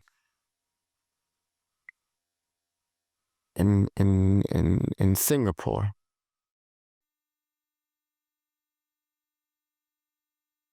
The American firms would pay 8% deal fee to take 2 billion or 3 billion or 4 billion. Take 8%. Just let us have access to that deal fee. The access to deals outside of the United States are very limited to some of these American firms. In the United States, we know, but in the United States, it's all based, their money comes from retail market, right? You know, so they offer it and they give you, I don't know, credit this and credit union and, you know, and CDs and, you know, this, and they'll offer it to 1 million people and they go get, you know, guys to put in $3,000 or $10,000 of their 401ks and blah, blah, blah, and offer you these, you know, funny little, you know, interests that you can make over the next 6 years or this. And, you know, it works. It's nice. And they accumulate more cash, and accumulate more cash, and they raise capital like that. But whereas the state, you know, operated investment funds, it's different. Like, for example, if you're an oil producing country, I mean, you're making, let's say, $1 billion a day coming out of the ground. You don't need to make a commercial on TV with, you know, the golden retriever and the family and ending, did you think about your family tomorrow? Is your family going to be okay in the future, to try to get a hustle for $3,000, $5,000? And so it's a different play. I'm not knocking, obviously it, you know, works, but it's a different play. And then there are huge deals in the United States, but not so much on the international infrastructure level, because the Chinese offer an added bonus or added an advantage, which is the deployment of actual workers. So that's a big thing. That's a big thing. If you really are a serious, you know, really wanting to build a large infrastructure or tech or, you know, data center or whatever it is today, it's very attractive to go to China for money for that deal. It's attractive to do a deal with them, because you'll get the capital, you get the labor, and you'll get it cheaper. Yeah. So whereas, you know, BlackRock will spend $25 billion to build a 10 million square foot data center across 3 nations for half that amount, you know, the Chinese can do it cheaper, faster, somewhere else, and much larger. When you look at this, you said you're working on the biggest deal of your life, this $12 billion deal. Well, can you talk about that? I'm limited to, but I'll try my best. No, just whatever. So it's very interesting for somebody to structure a $12 billion deal. So I wasn't by myself. We're, you know, like I told you, it's a bunch of deal makers like me. We're all asset managers, if you will. You know, because it's not institutional friendly to be called a deal maker. That's fair. You know, that's fair. It's really weird. I don't know why, because, you know, I meet people that, I don't know, you know, when I meet people here in the States and they say, oh, what do you do? And, you know, and I say, I'm an alternative asset manager. And then I get asked the typical questions that you might ask if I worked at JP Morgan, you know, oh, what's the name of your firm? Oh, I haven't heard of it. Or, you know, so how much do you have under management? You know, and like that. And then it's like, you know, it's like the typical questions. But, you know, yes, I'm labeled and I'm an asset manager, correct. So when you go into this, and I guess walk me through how you look at a deal that you want to take on. So when this particular opportunity presents itself. Another thing is, yeah, look, I'm 50 now. I turned 50. I'm tired, man. You know, I'm tired. I've been working with not the most ethical people that don't really build things that help humanity, or in a sense, in weird countries, moving money around. I don't know if you're familiar. Everybody in the United States doesn't understand, because in the US, when you have money in, you know, Citibank and you want to transfer it to, I don't know, Chase, it's not a problem. But if you have, $4 billion in a bank account in, I don't know, outside of the United States, and you want to transfer it or do deals, you got to be better than PwC on their best fucking day. Structures, offshore structures, and offshores don't work anymore. And, and figure it's a very complicated way to move funds today outside of the United States. Very difficult. Very difficult. Tried opening up a bank. Go fly, even a flight of Singapore. Go fly to, it's a beautiful country, beautiful place, amazing business center. I love Singapore. I love Singapore. Go to Singapore, open up a Singapore entity. You'll have to have a local director. It doesn't cost too much, $2,000, $3,000. And then go try to open up a bank account.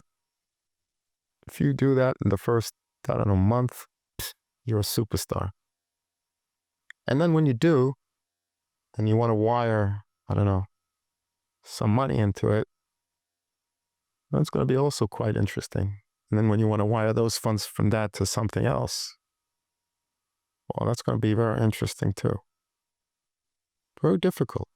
A lot of the Americans or people that work in Western world don't understand all that. The United States imposes a lot of restrictions. Many years ago, the world had Switzerland. There's no Switzerland today. There's no such thing as a private banker today. Switzerland is done. They all turned into, a family office, or there's no such thing as private banking anymore. Doesn't exist. And the major monies are in the Gulf and in Asia. And with everything that's been happening with Russia, and the war, and all the sanctions, so it's very difficult. I don't work with Russians today, obviously.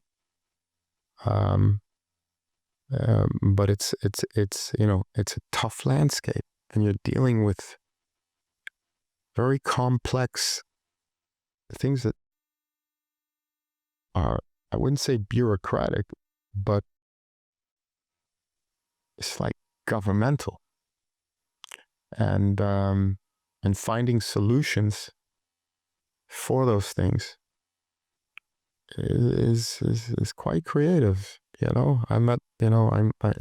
creative. However, I told you the last time I ever spoke publicly about what I do was 2007. There was one video on YouTube. That was when I was kind of you. That was in 2007. I wanted to list the internet company that I had with the Prime Minister on the Hang Seng.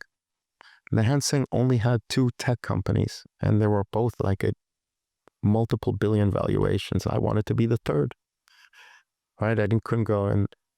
But then the 2008 market kind of didn't happen. And then I got a better deal by selling my holdings off to the QIA. So I wasn't there anymore. I had to go do that, but I wasn't there. I was morely traveling, Monaco, Russia, Africa, the Gulf, I was traveling around like that, but I'm lazy. I never said I'm lazy. If you left me alone, I'm standing, I'm watching movies, and I'm going for a walk on the beach. Let me hang out, swim by the pool. So with all the headache around it has to pop up in front of me. And that's what you take on if it pops up in front of you. I believe very much in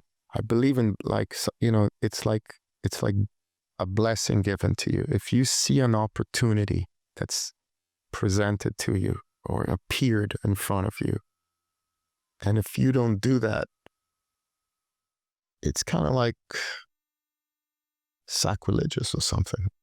Like you are burning yourself with the good energy gods or something. So then what? So let's flip it then. So what deals would you definitely not do? Not do? Bad energy shit. I don't do. Definitely never weapons or this or stuff like that or anything that's with people that are, not. I want a good life. So I would never deal with anybody that comes from, let's say, bad, right? I would never. My whole point is, to structure deals but to have a nice life. I don't have a problem making less.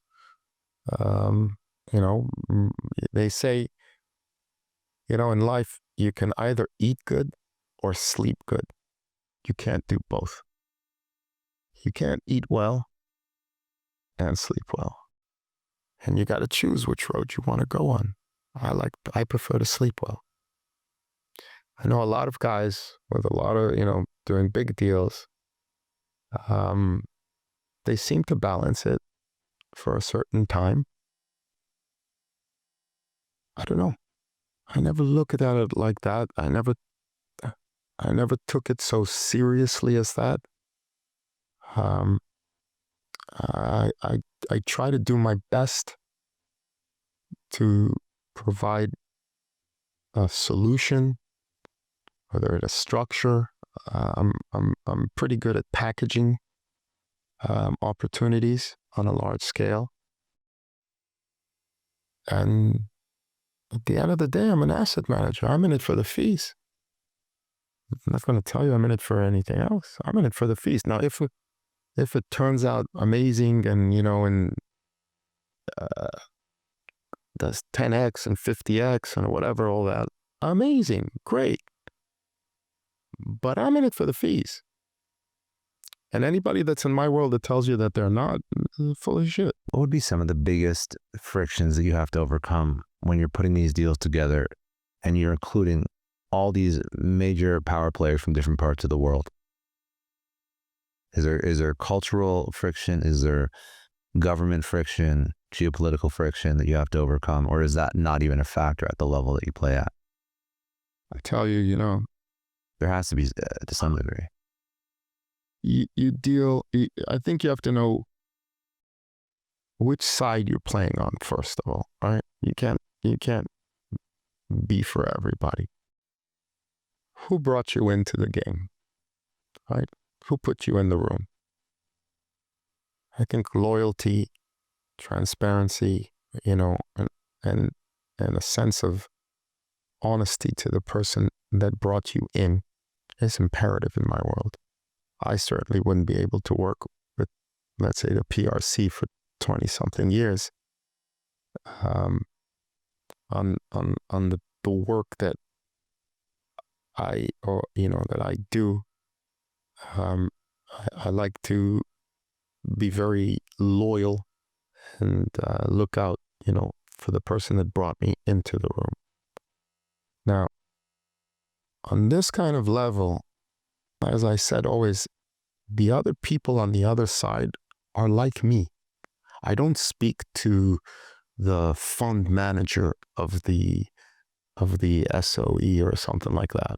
I mean, I meet but that's not my contact.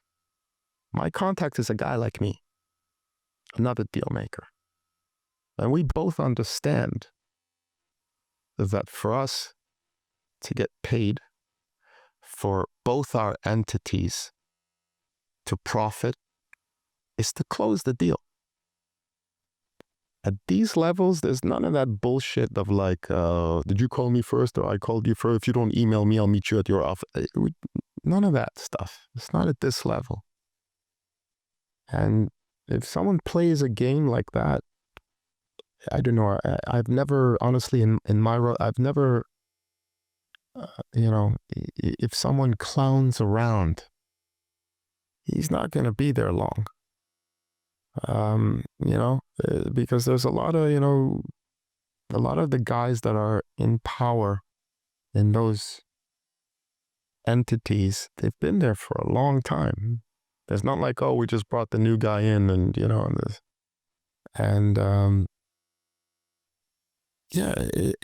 think it very much depends on people. But so I understand. So I mean, like at the end of the day, you're doing the deal with another deal maker. You know the outcome that you're trying to accomplish. I mean, outside of I know he's loyal to his side. Yeah. He knows I'm loyal to my side on that deal. But even though you both represent the best interests of the parties, you still both mutually know that the deal has to get done. The deal has to get done for us to get paid. Yeah. And for our stakeholders, they want it. They want the deal, right? If they didn't want the deal, we wouldn't be in play.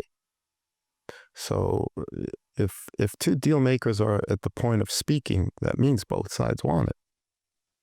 Now it's, let's try to figure it out. What would be the one thing that you see people generally get wrong about getting the deal done? What would be the biggest mistake that they make?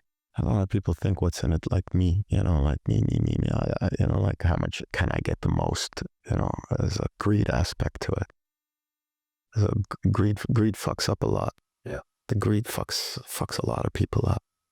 The greed fucks a lot of things up, and it's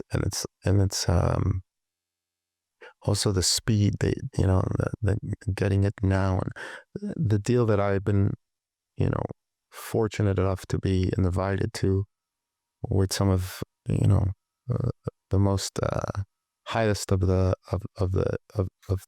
institutions that I've been working with. People say, oh yeah, where'd you come from and do this deal? I said, I've been 22 fucking years in the making, But this deal, for example, took us a year and a half. A year and a half. One deal. That's a long time. And there was a lot of smoothing over and a lot of, egos, and, and you gotta smooth things open, be cool about it. I like to think that I'm the cool guy in my group, When I was younger, they used to call me Eugene Utai, which means basically the young Jewish boy. Now they just call me Utai, which is just Jewish boy. So they always like send the Utai over,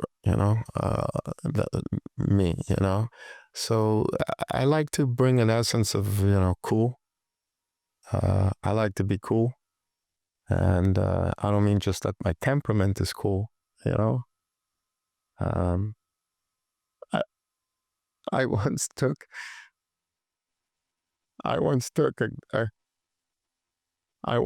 a government guy in Moscow for a ride in a car blasting Biggie Smalls. He was 60 years old, and they were talking to me about, and we were blasting Biggie Smalls in the car, and I'm trying to explain to him, why I love Biggie Smalls so much, and the meaning of the song, and we didn't talk anything about work, okay? Nothing about work. We drove around, I think, for like 2-3 hours listening to hip hop. He has no idea what hip hop was, okay? And we drove around, I don't know even where the hell we went. I'm a horrible driver, okay? Everybody knows I up until the pandemic, I had a driver. I don't know how to drive, I'm a terrible driver. I let my wife parallel park. I don't know how to drive. But we were driving around, and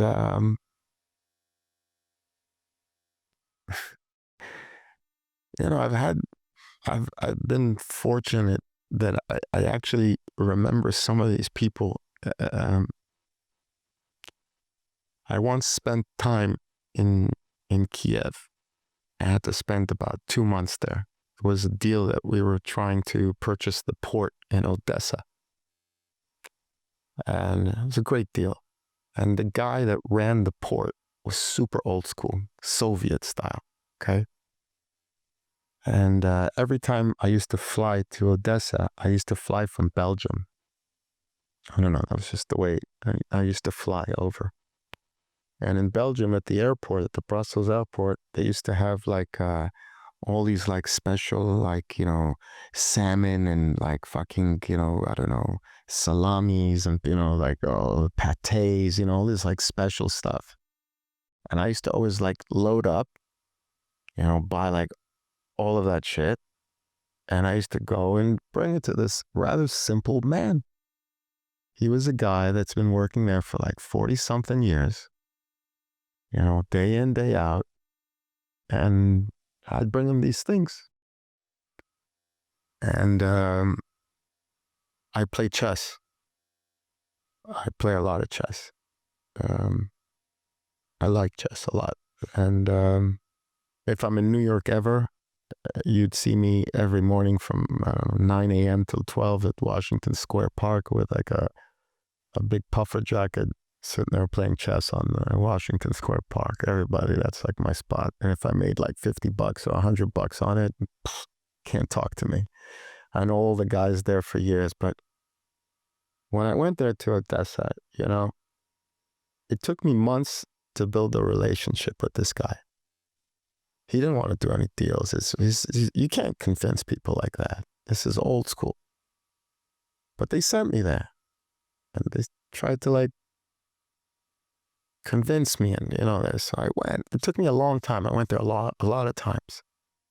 And one time he was sick, and I went to visit him at the hospital, and his daughter was there, and his English was really shit. And I'd always come in with these, you know, sausages or all this stuff. He loved it, you know. And I told him a joke. And it was a joke that somebody once told me. One of my mentors told me a joke. The gentleman that I told you, they called him the Phantom, Elliot, who I love dearly. Even though he made a lot of money off me without me knowing. He's the same guy that gave me 150 and top pocketed 200 million. And that's like my trusted mentor, okay? He taught you a very valuable lesson, though. He gave me 150 million. I can't knock it, right? If he made 200 million on the same day, that's just him being on the other side of the playing field. I didn't know. But I'll give it to you the same joke. I'm sorry he did it to me, but like in New York. So imagine all the pigeons in New York, all the birds in New York. Every winter they fly south for the winter. So right before, you know, winter approaches, all the pigeons, you know, meet up like in Times Square or something, and every pigeon is there and they're all like stretching, and the general is like, you know, telling everybody, okay, in like 15 minutes we're going to go north, and then we'll make a right turn, and we should be in Florida by tomorrow morning. So everybody's stretching and this, and all of a sudden one crazy pigeon in the back says, fuck you, I'm my own pigeon. I don't need to this shit. I do whatever the fuck I want. I'm independent. I don't need this shit. All the other pigeons look at him and like, it's winter coming. What do you? All right, 15 minutes go. All the pigeons fly north, make a right turn, and they're gone. For 2, 3, 4 days, this pigeon is the only pigeon in town. He's flying. He's a big shot.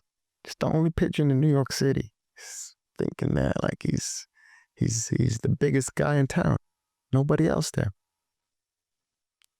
After another 2, 3 days, it starts snowing. And it starts getting really, really cold. And he says, shit, I fucked up. I'm only a pigeon.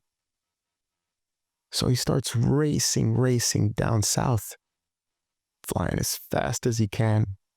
And then he gets caught in a snowstorm. And his whole body freezes and he crashes on a farm. And he's covered there like, you know, like an ice cube. As he's covered there as an ice cube, all of a sudden, a cow comes. Cow goes, moo, turns around and takes a shit on the bird. But the shit was really warm, and it melted all the ice.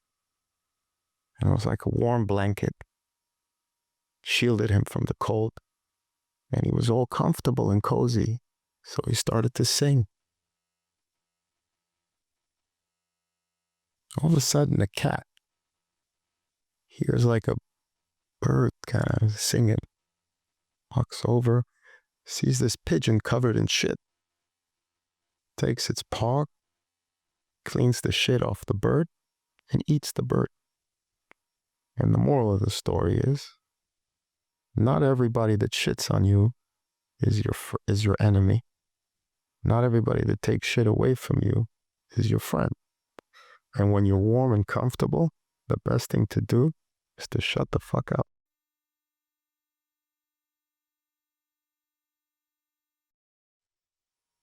I was taught that joke a long time ago, and I say it, sometimes. I can't tell you how much it relates to life and to many things in business. And sometimes when we have egos or hot tempers, or we immediately jump when we think the guy that shit on us, what the fuck did you just shit on me? And we think, because we don't know the motives of all the sides, that we judge very quickly. And I see it a lot of times with, amateur business guys. Some guy comes and says, I'll give you $20 million. I'll take 70% of your company. So what? Excuse me? What? 70%? And you're thinking dilution, and you're thinking like you're going to sell your company for $1 billion. And breathe. Somebody just offered you $20 million. Breathe. If you think the only way you're going to make money is to sell that entity and the stock and the shares and that, then you're small-minded. There's many avenues. And not just looking at one. Just like how when I raised $150 million, I had no idea those guys took $200 million day one. No idea. So I think in these kind of worlds, patience,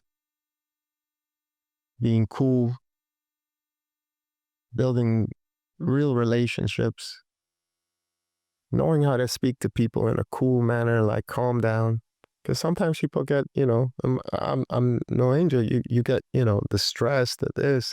You get emotional about it. Of course. Yeah. I think it's imperative that we remember at the end of the day, there's other things to life than that deal. There's other things to life than that chunk of change, right? All that money without a good heartbeat and a good blood flow doesn't mean shit. If you don't have a kid to tell a story to at night, that's kind of lame. If you don't, appreciate the simple things in life, it's all bullshit. Then what's the point?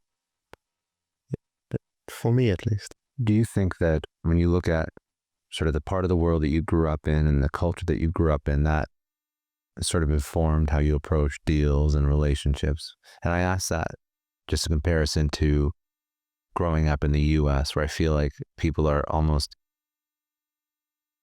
very comfortable with adopting this very transactional, high-speed approach to deal making, more so than other parts of the world, where everything is very transactional. Everything is not a handshake or a relationship. Everything is a DocuSign.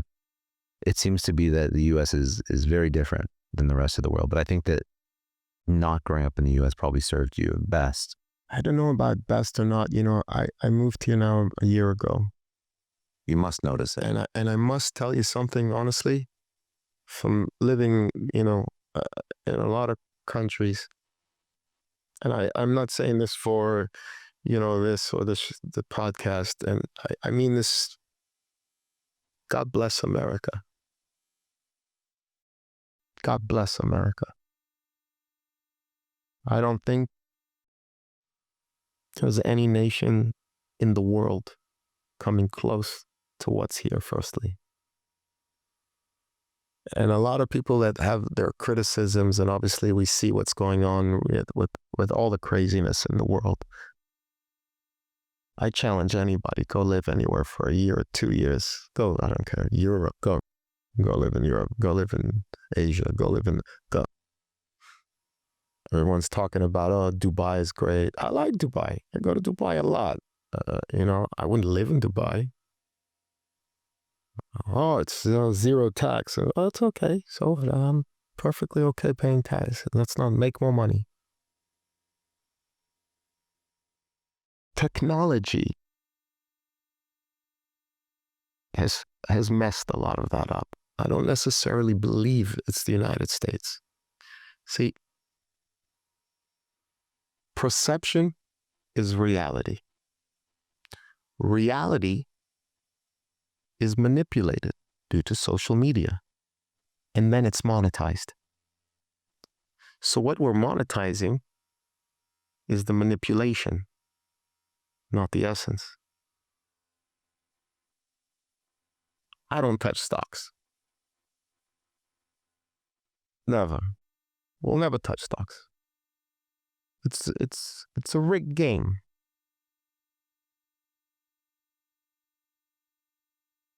It can go up or down, not based on anything. It can be, I don't know, Elon Musk will say something, God bless him. I don't drive a Tesla, but I love Elon Musk.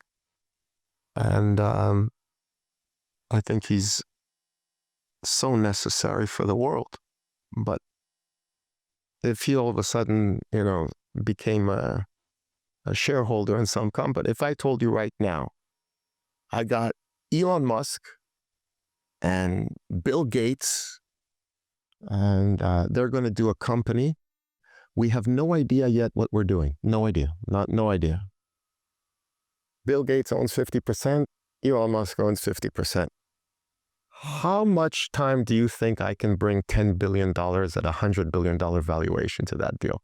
Pretty quickly. Why? Because of their name, their reputation. So they've never had failures before? Of course they have. But that's manipulated. So what we're saying, based on past history, everything will be a success? And why the valuation of 100 billion? Where did I get? Why do you think 10 billion and $100 billion valuation? They don't even know yet what they're going to do. They don't know business model. They'll be able to close that and raise that deal in a New York minute. By that logic, anything accessible to the retail investor can be manipulated. I used to do this when I was an entrepreneur, kind of raising capital. I had my time. I always used to, when I raised capital, and before I did this, and I had raised a few $100 million for projects, and and they always used to bring like an analyst, to the room. All those guys, the big guys, they bring you like an analyst, which they get paid to say no. That's pretty much what the analyst is supposed to say. So one day they brought me like these two big shot analysts, and to discuss valuation of tech, which is a complete conundrum. Tech valuations. I'm 50. I don't understand them. Okay, why was WhatsApp purchased for $19 billion or $20 billion? Why not 18? Why not 25?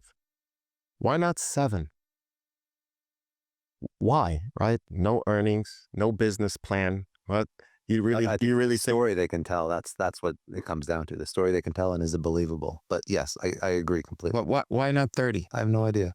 Why Viber, their competitor, 2 weeks prior, which was with roughly half the amount of users they had, sold for 900 million. 2 weeks later, they sell for, 19 plus this and board seats and that. Facebook didn't buy them for their users. Facebook has 2 billion fucking users, right? Why? Who did the valuation there? Give them to me. I'm dying to figure out how you got to 19 or 22 or 23.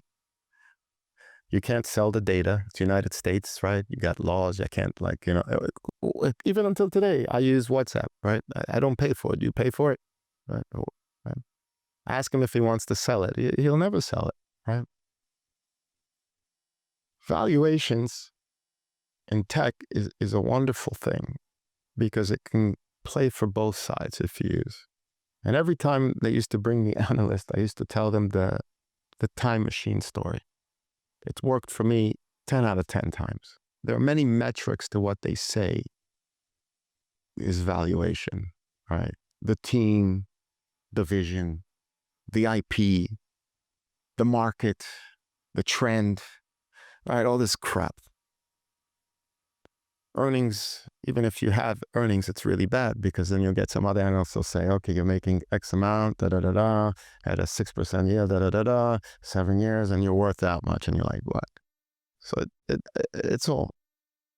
So I used to come in, I can't believe I'm sharing this one, but if you and I, after this podcast, let's say we had a beer, we really connected, and all of a sudden we decided to start talking about time travel and time machines. And you and I saw that we have this crazy passion for time travel, and you telling me a story about, I don't know, your grandfather that you wish you can see him again. And I'm telling you about something that I wish I can see my grandmother again. And we cried, and we're talking about this PhD guy that once wrote some paper on time travel, that if you spin the laser around and, you know, and you know what? And we decided to say, you know what, Scott, fuck it, let's go for it. And you close this podcast shit up, and I closed my fucking asset management up, and we decided to partner. And I went and I take every penny I've ever made and I invested in it. And you take every penny you've ever made and this, and you mortgage houses, and we put everything. And then we go into your garage and everybody thinks we're completely crazy. And then and we're not speaking to anybody. We're not going to dinner with anybody. Our wives there, our girlfriends think we're completely crazy. And we're crying, and we put in and we lost the money, and we went more and took another mortgage. And for 10 years, we're building this time travel machine. Now, you agree with me that if we were to build a time travel machine, it's by far the greatest technology, better than SpaceX, better than anything in the world. We could do it, yes. If we could do it, right, there's no other technology in the world as we know it today that can be more valuable, right, than a time machine. So let's say after 10 years, we sat there, we all got, more wrinkles, lost some hair, turned white, stress. Everybody thinks we're completely nuts. And after 10 years, we look at each other. We did it. We look at it, it works. And we say, let's go try it. And we jump in the time machine and we put like 10 minutes prior and we press the button, boom. It went back in time 10 minutes. And we're like, holy shit. And then we and we're back. And we start hugging and high five, and we did it, and What's the valuation? 2 users. The amount of capital was on here, no outside capital.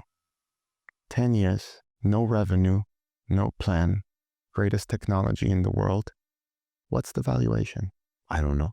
Exactly. I have no idea. So if you can convince the other... If we had Bill Gates and Elon Musk on our board, then... If you can convince the other person that your project is as significant as a time machine, then you surpass valuation. And by doing that, you have to speak really well. It has nothing to do with what you're doing.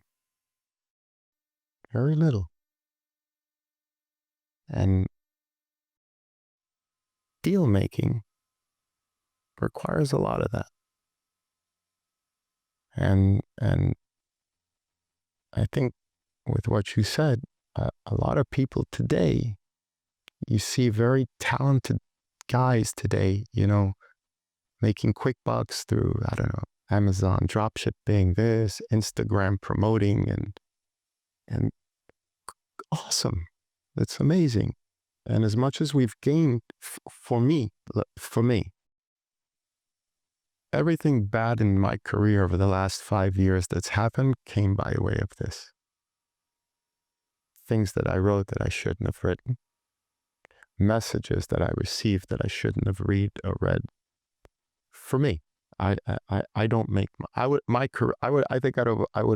be more successful without messaging and without this technology. And if my meetings were more in person rather than on call.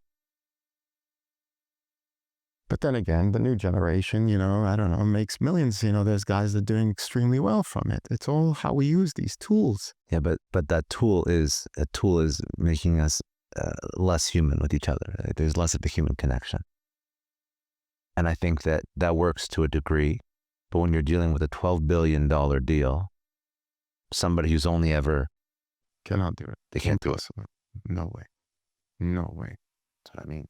no way. No way. But to, So it's not a UX thing, bringing it back to technology. if I wanted to reach, users on the line, but everything has to be so immediate for everybody.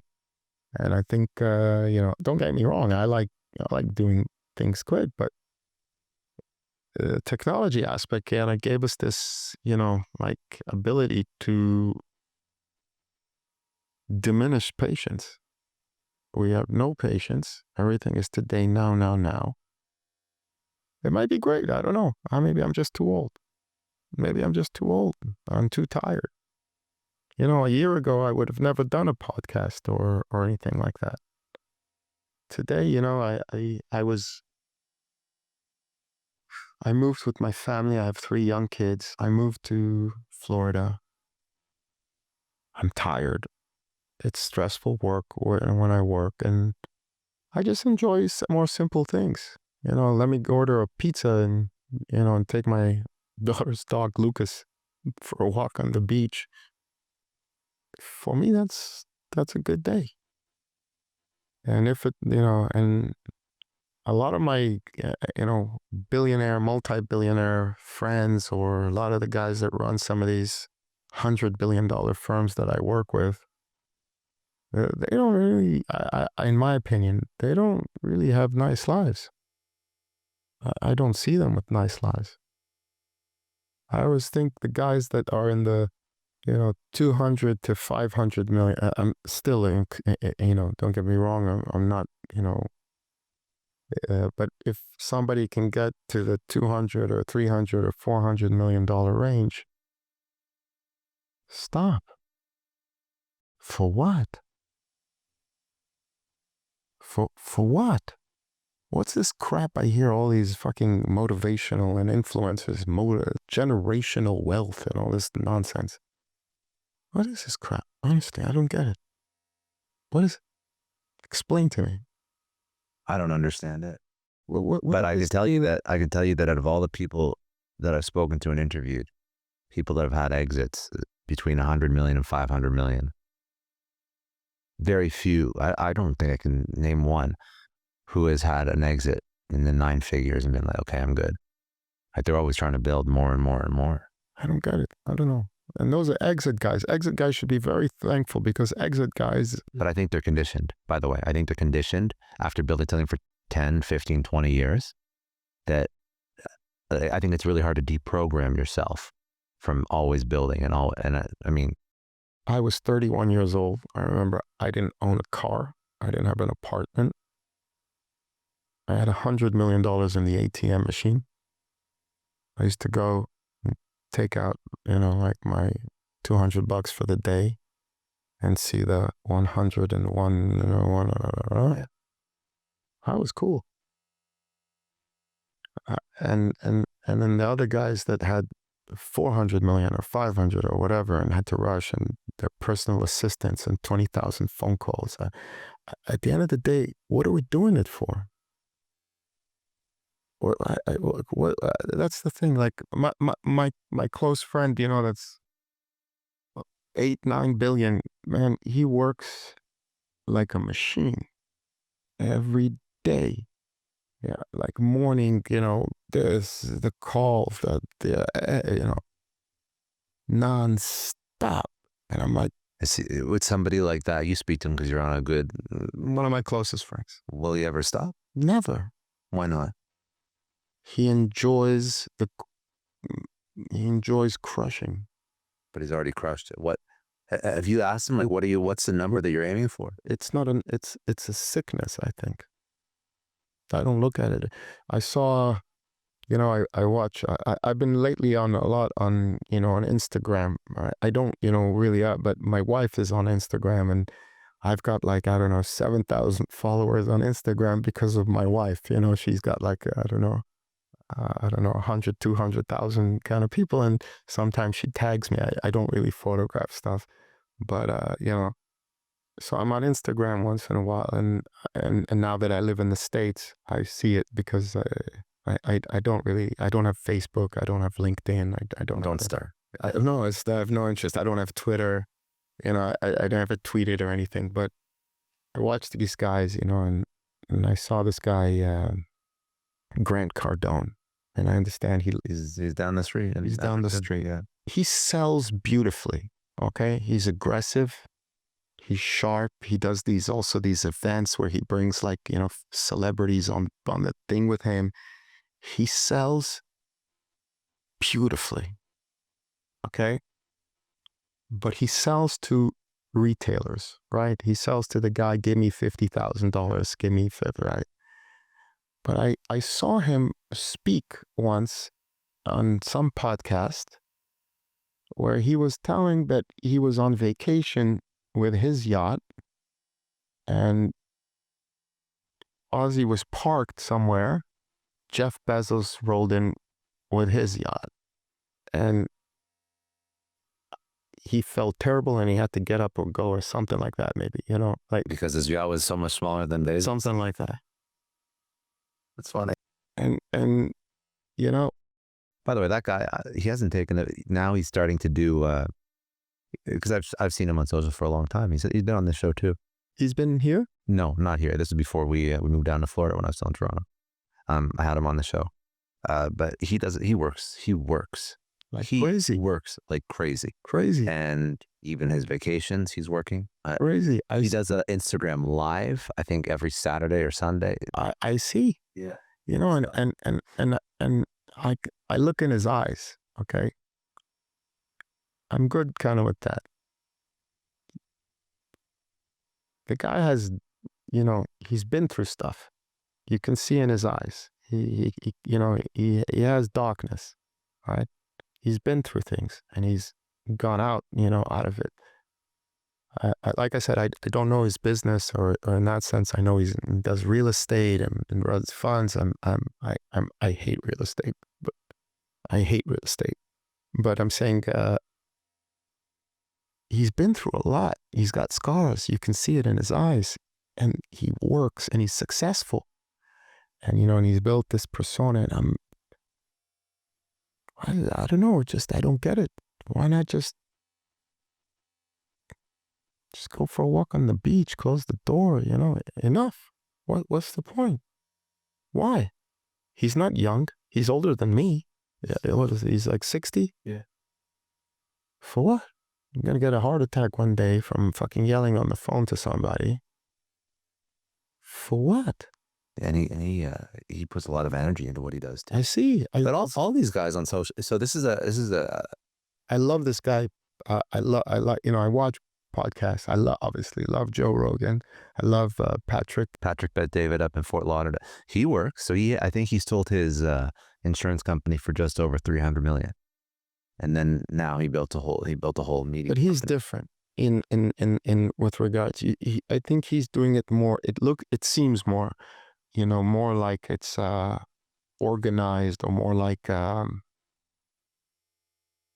it's not about the push. He's not using the social media for people to buy into. No, he doesn't have a fund. So Grant Cardone has a fund and his audience are the LPs. Whereas Patrick Bet David, he made his money and now he enjoys doing this. That's okay. That's cool. But that's different. That's what I'm saying. There's the money he makes from podcasting and YouTube. But he enjoys. He goes here and he does that. No, is it? So, that's perfectly cool. Sometimes it's like sad because we're at the end of the day, all of us waking up in the morning and doing our best to try to make some money and provide for our family and protect, right? We're all soldiers. So I look at Grant like another fellow soldier. Okay. I don't know the guy. I never met him. I just wish, I just don't get it sometimes. I don't get some of the, and I'm not saying, I don't know his net worth. I don't know anything, but, in that sense, but I think he's got 100 million, I assume. I think his companies do a couple $100 million in revenue and depending on how much. Not the companies, him and his. Oh, and his pal. Yeah. But then again, he's part of this whole work nonstop hustle culture, online entrepreneur. And I think that so you asked why do people never shut off even after they sell a company for 100, 200, 300, whatever? Because I think that now you have entrepreneurs that are sort of indoctrinated with this mentality from a very early age. So now when you're, 18, 19, 20, all the people that you look up to are working nonstop and working on the weekends and But I mean, it's hard to deprogram yourself from that because then you tie your self-worth into what you build. We focus too much. Incorrect, but it's the way that people are brought up. You know, Mike Tyson said something that really hit home to me. You know, it's crazy. I don't know how this individual became so wise. Obviously through everything. I find Mike Tyson's sometimes he said something very clever, very intelligent. Really hit me. He said, in our culture today, we idolize greatness, right? Great athletes, great business people, the greatness, and everybody's striving to be great. But we don't idolize goodness, right? That's not a metric. It's the greatness that we idolize.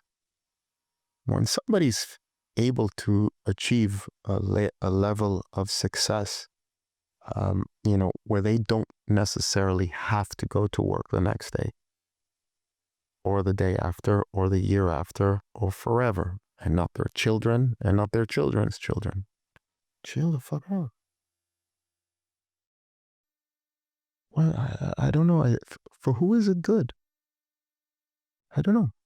For me, you know, I don't know. I've never been that type of entrepreneur. I never wanted to build, you know, Oracle. I don't know. I idolize Larry Ellison. Don't get me wrong. I love Larry Ellison, and I just don't have that in me. But I think that you have a very balanced, healthy view of entrepreneurship. I think it's good. I think more people should have that. I mean, you focus on your family, you focus on your wife, you focus on building a beautiful home. Like, I mean, how many entrepreneurs, I mean, you deal with the billionaires all the time. How many of them have like 4 ex-wives and don't even talk to their kids anymore? Like, it happens. You know, I was offered recently more ownership in the GP. I would surpass the 2 billion mark personal net worth in about 5 to 6 years,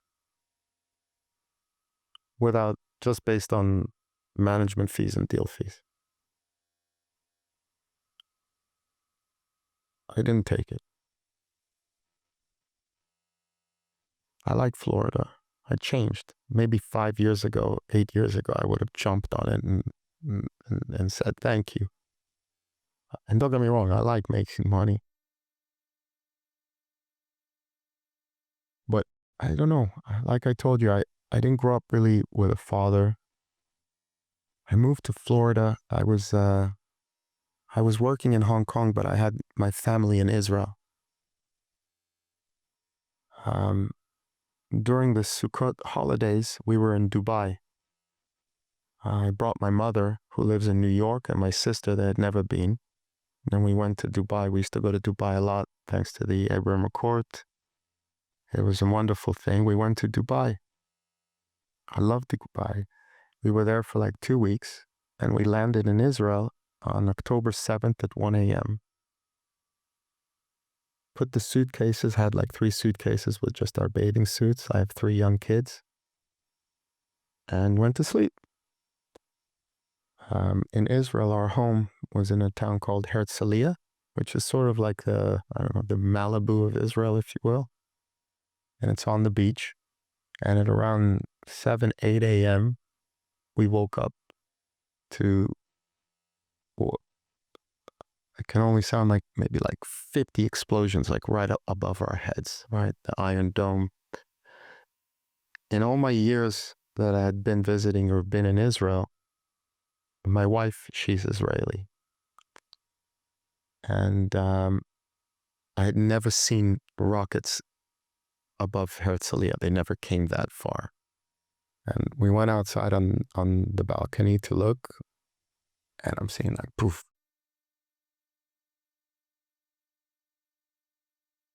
My wife, who is Israeli, said to me, "Get us out of here." Kids crying, alarms all over.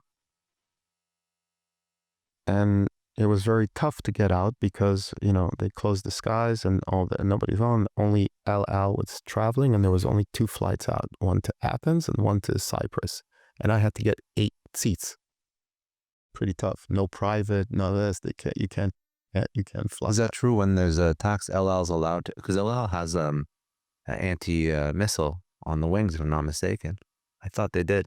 But I didn't know they were the only ones allowed to fly. Even today, there's no other airlines to fly into Israel until today. No other airlines. But I thought private could go.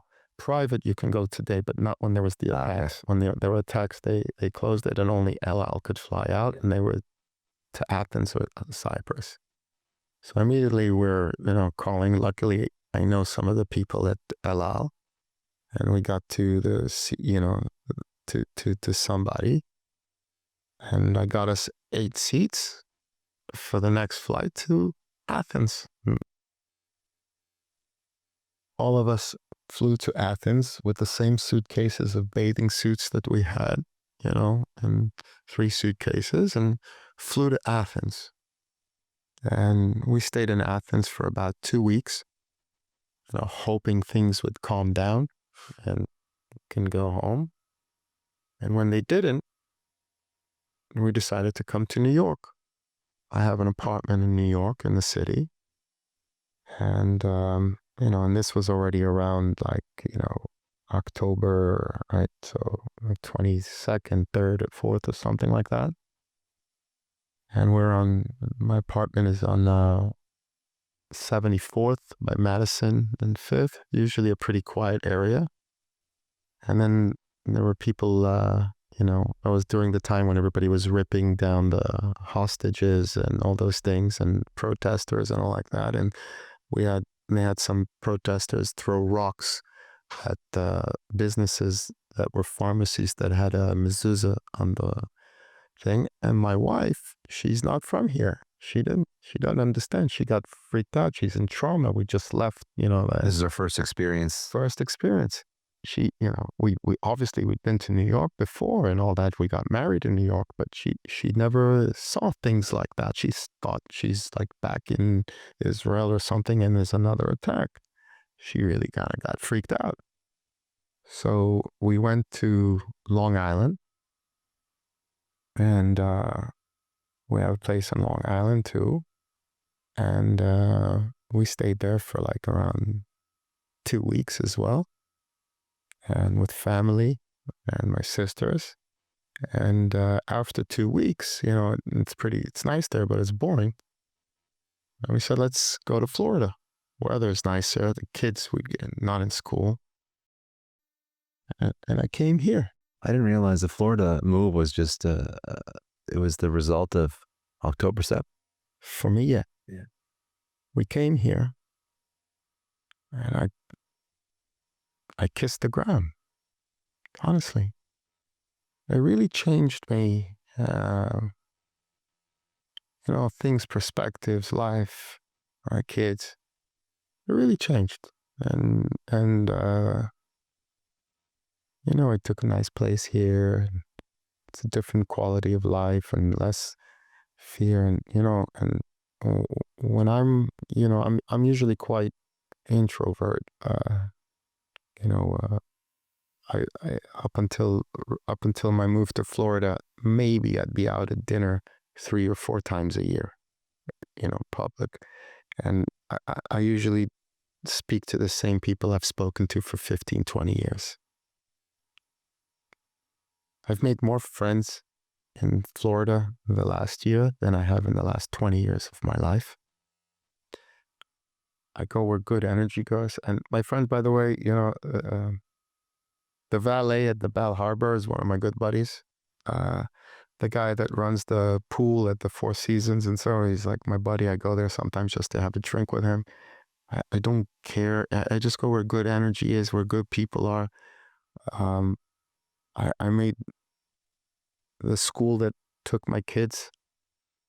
Amazing school, amazing people, the community there. And I have like a different, view of things, I think, today than I had a year ago. Maybe because obviously October 7th and the change that we had, and me being the father and role as a protector for my family. And that at the end, what the fuck is it all for? And, don't get me wrong, it's not that I'm a big religious guy or anything like that. I like to believe in goodness and good energy and good people. Of all my closest friends when I was in London, they were not Jews, okay? I had Bobby, who was a Muslim Arab. I had Omar, who was Libyan, also Muslim. I had a bunch of Russians. I had Indonesians, okay? Jakarta, they're not Muslim. Malaysians. Those were my buddies, okay? So I never experienced, like that kind of, so it's not like that. But coming to America and even New York, I'll never forget it. And I'll never forget the guy at the American Embassy in Athens, because my youngest son, when we left, we literally left. I didn't have any paperwork. I didn't have his passport, his U.S. passport. I didn't have anything. And the guy, I remember I asked him for his name. So I said to him, so I just never forget your name. He gave us all the paper, everything in like an hour. I didn't have any documentation. Okay. And then when we landed here, God bless America, man. Honestly, I think a lot of people here forget how special this country is. And I love it. And I hope that in my time now, in my 50s going upwards, it's the first time for me, that I'd like to be part of bettering America, if that makes sense. And the deals and stuff that I do with TRCs or with the golf or with this, it's great. I enjoyed it. But I'm tired. It's not me today. And this is my second ever podcast, and my first. You're good at them. You think so? You're good at. You're a very good storyteller, which is really what it comes down to. And my friend, when he suggested joining his podcast, at first I was like, for guys, I'm sure there's guys right now in my world that if they saw this, like, I don't know, YouTube or wherever it's going to go, and they're like, oh my God, Odie's on a pod. I guarantee you they're like sweating right now, okay?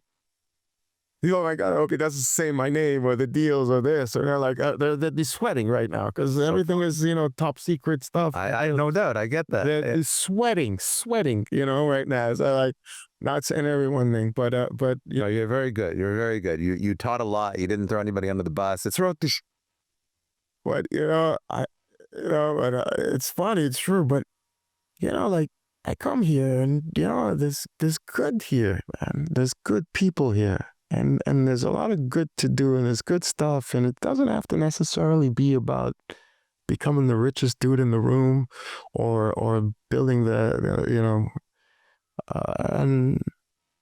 then spending time with the family and doing the basic things and going, I don't know, I go with my flip-flops on the beach every day. There's no price for that, There's no price for that, The other guys, I mean, you've experienced so much of the world, and now that you're focused on your family and being a father and a provider and a protector, do you feel stressed, like going to parts of the world that you used to go to? I don't. You want to hear something? I've been working on like I told you, the largest deal of my career over a year and a half. The last time I was in Hong Kong was in July. Okay. And over the last 15 years, I'm in Hong Kong 1 week a month. Okay. I haven't been since July.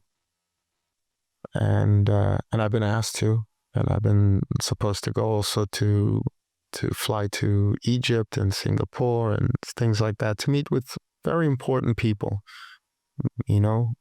from the highest level of government. I'm not going. For what? I've got money. I'm okay. I like this guy's 10 times richer than me. All good. But did I laugh today? You understand? I'm 50. I've been hustling and working and grinding since I'm 19.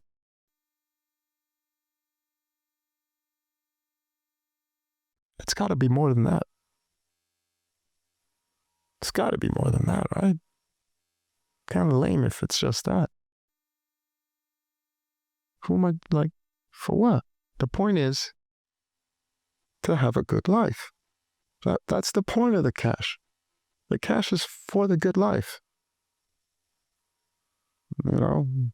My wife, she says to me all the time, she says, we don't have enough assets. I'm like, why do we want assets? I said, I want cash.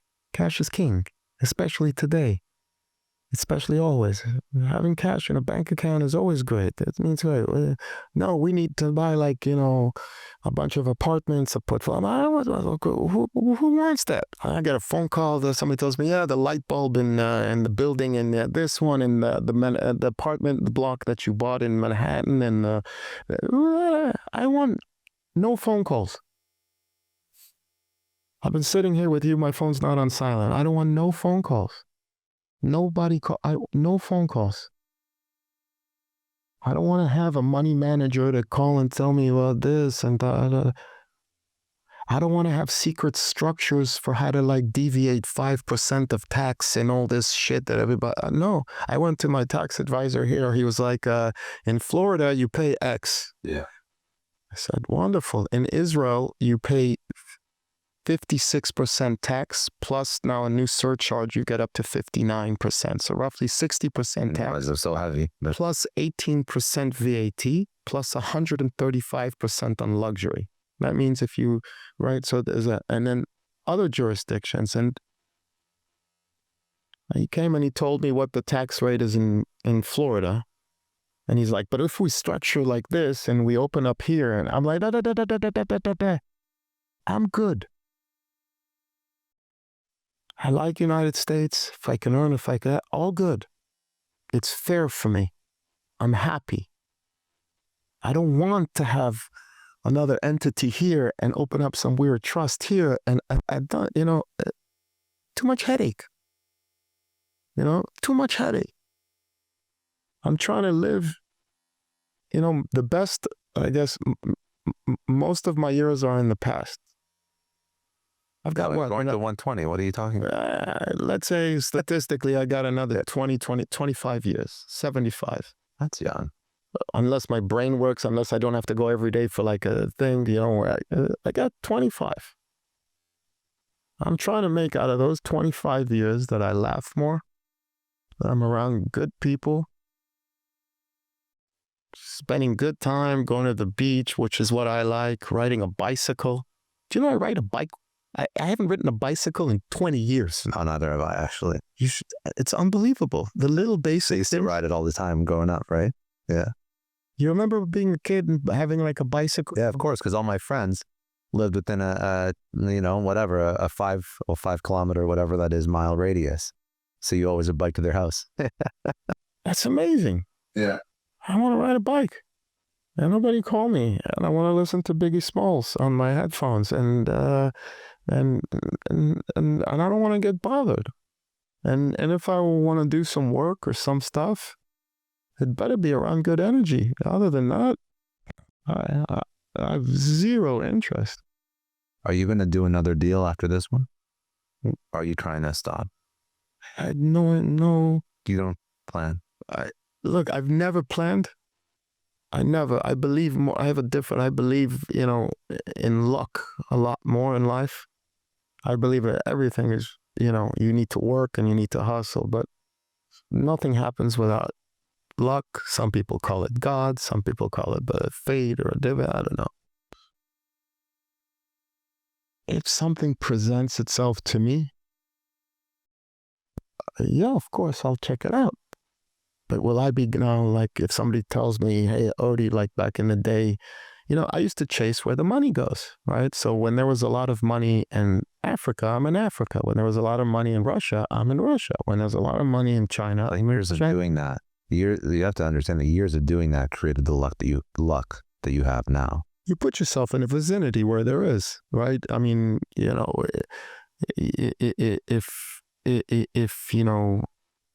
if you put yourself in areas where things are around, money is there, right? I'm not an innovator. I'm not Elon Musk. I'm not, I go where the money goes and I make deals. If all the money next week, right, went into, I don't know, coffee beans or something, and I go into the coffee bean, check it out, see who's doing that. But my point is,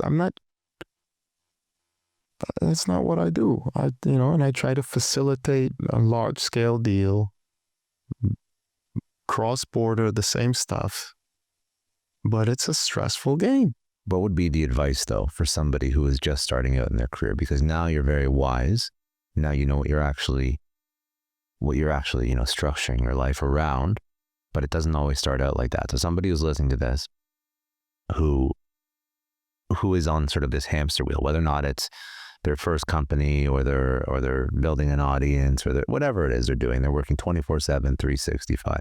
What is that word of wisdom, like that one thing do you think they should learn from you? First of all, chill. They say, like, in stormy waters, you can't fish. And when you're running in this hamster wheel and you can't catch a big fish. I think this whole hustle hard, hustle nonstop, I think it's a mistake. I think people need to chill, need to open their eyes. Sometimes you don't have to go across the street to do a deal. It's sometimes right next to you. The main thing is, especially if you're young, there's no race. Everybody has this, because of this Instagram or this, you see what other people and you think someone's achieving more than you. And I think a lot of it has to do with that. A lot of these guys that are starting, why are you starting a company? Like, why do we need companies? Like, don't we need, if you need it, you need a product or you need, right? Why do you need a company? I hear people like, yeah, I opened up a Delaware LLC. I was like, okay, for what? What are you doing? Like, what, for what? What do you need a company for? I can understand you need a product out, or you need, or if you're providing a service. Okay, so if you're a service provider, okay, but ultimately, chill. There's no race. Make the right moves. Be a little more calculated. Speak less. Stop sharing your, everybody shares too much shit. It's not in your favor. When you speak more and when you share more, I know how to evaluate you better. And the money comes from more guys like me than those guys starting out. And we look at those things. If I see a guy that's like nonstop, talking and yapping and messaging and things, that's not what I'm looking for. Not for big money. And I always respect, the cool cats, the ones who speak less, the ones who move a little smoother, rather than the ones that are loud and jump from place to place and make noise and jump from one entity to another entity to another entity to another entity to another. That doesn't show persistence. That shows instability. It shows the guy's crazy. He hasn't found himself yet. He's not cooked yet. He's not ready yet. And and every business has stress and pressure. And you just got to see how that guy deals with it. If he's frantic, if he's this is not the right guy. You shouldn't be doing that. Because at the end of the day, at the highest levels of all these companies, is how they handle that stressor or pressure. You know, I'm baffled always by Elon Musk. Like, I don't get how this guy does all he does. I don't get it. But he's also loud. Completely. I don't understand. He's a freak. He's unbelievable. I don't know how many companies, how many things. I don't know how he has time. I don't know. Does he have a life? I don't know. But I also think somebody like that, so you shouldn't look at... He doesn't appear, you know... Well, you shouldn't look at somebody like that at that level of the game that he's playing. Why? He's a human being just like you and me. I know, but maybe he wasn't like that when he was building, his first thing. I watched him, I watch a lot about him. I find him so fascinating. And I had once an opportunity, my LPs in Hong Kong, they own the rights to the Hyperloop. They're partners of his in China, also with Tesla China. I'm with the same sort of people. So when he was in China last time, or even the time before, a lot of people know that I'm a big fan of his. And they said, come meet him. We'll arrange like a real meeting, not like, like in a closed room kind of thing. I had to pass. I was kind of too much for me. He's for me a bigger than life kind of guy, he's things, but he doesn't necessarily look, and he says as himself, he says, my mind is a storm and it's not a happy storm. And he doesn't lead a good, happy life. So what can I take from him? What can I learn from him? Those are not the things that I currently in my life today, maybe if I was 20 or 30 years old and I saw the $200 billion, value, or 300, I don't know how big he is today. I'd rather learn from this guy, John, who runs the valet at Bell Harbor Shops. This little guy, he's got blue eyes. Every time you drive by, he's got a massive smile on his face. All the time. What's up, John? I met him. Every time I drive in, he's there. He works so hard. He's there like 6 days a week. So he's got, you ever see him, little guy, bald head, blue eyes.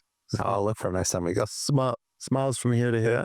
And he's not, and I'm like, that's something I'm interested to learn of. Elon Musk, he's too brilliant for me. I'm not that smart. I'm not interested to put a rocket on Mars, and I have no interest. I'd rather stay home with my kids and watch, I don't know, last night we watched, I introduced my kids yesterday to Adam Sandler, and we watched like 3 Adam Sandler movies yesterday. Which ones? I watched Click, yeah, Pixels, yeah, and Jack and Jill, which they like the most. That's awesome. It's awesome. And I want to learn like from people like that, and how do I maintain to be a good guy and do good things and hang out with simple things. That's for me where I am in my life today. The younger guys, it's very difficult, because if I was speaking to my younger self, I'd tell me to shut the fuck up. It's an age thing. You won't get there and you won't know it until you pass through. I'd watch this podcast of me if I was 26, and I'll say, he's a fucking has-been. It's over. He's tired. He's an old man. No, but you're happy. I'm content. Yes, I'm relaxed. I hadn't been for a long time. And I think the chase, we need to forget sometimes what's it for. What would be, we went through a lot. Obviously, you're one of these guys that I'm sure we could probably talk for like all day. Yeah, thank you for the time. No, this is really good. I really appreciate it. I appreciate it more. It's a lot of fun. I learned more about your story. I had all these things that I was going to go into, and we sort of touched on several of them, but I was happy that you went more into your story and where you're at right now. I think that's really the most important lesson. Out of all the tactical things that you can talk to about deal making and even building the relationship with some of the incredible stories, and you're going to do more shows in the future, and more of these stories are going to come out there. I mean, your life has been pretty interesting, but out of all of that, I do think that the sort of golden nugget and the piece that I'm really happy that you went into is just sort of where you're at right now and the life that you're building right now and life and how you're structuring your life right now. Because I think that's a very beautiful thing for people to take away from your journey. I think that's probably the most valuable thing that you can give people. But I want more people in my life, and also just who listen to the show, to understand that, listen, there's unlimited amounts of money you can make in the world. There's unlimited amount of work you can do, but ultimately, like your family, your children, your relationships, your peace, your contentment. I think that's really what's important. Health and peace. Health and peace. I always ask a couple questions at the end, but you've gone into so much. Let me know if there's anything else that we didn't go into that you did want to speak about or bring up. But is there anything that I should have asked that I didn't? I mean, I've enjoyed the conversation. No, I think you and I can speak for hours. And I know, and maybe next time you're back in Miami. I'm here. I'm always here. Yeah. I'm here, but no, I mean, I think you're traveling for a little bit or something like that. But if anytime, I tell you, I love it. But anytime with pleasure, and I appreciate it. You are, my second podcast ever. You're a very easy podcast guest. I'm an easy podcast guest. Yeah, I was excited. I didn't know how, because you didn't know me, and a friend of mine that told me about your podcast. I don't feel sometimes comfortable to talk about size of deals or net worths or things like that. There's stuff about me public that I've appeared as, and stuff like that. It's never made me feel comfortable. I don't like to be judged on or approached to as that. In 2017 or 18, we were the first institutional investors out of the UK to invest 50 million in BTC and Ethereum. I saw that. I wasn't going to go down that rabbit hole. Oh, that's on. I was saying back then, and everybody thought I was nuts, for like a year period. They're like, yeah, nuts. Today, they say, oh, he's innovative, I said, no, really not. The LPs that I had with me, they were really they were like, let's go for it. They were kind of gambler guys. And then I had to figure out how to do it, but things sometimes just happen, and I wish I can say to you that everything is planned and I knew and this, but it's not my story. And but the things that I really value, and I hope a lot of people understand that obviously money is important in the careers and is important, and releasing yourself or putting your creativity out in the world is also therapeutic and healthy and beautiful. But pace yourself and breathe and never forget that the basics, health, peace, good vibes, that's what it's for. The ones that can achieve that with little money are the winners. Wow, that's what you were alluding to with the valet, He's very happy. Very much happy. He's probably happier than some billionaires. 100%. What would be the lesson that you want to leave your kids with after everything you've gone through? Just be happy, and don't just try to be happy no matter what you do. Happy. Be happy.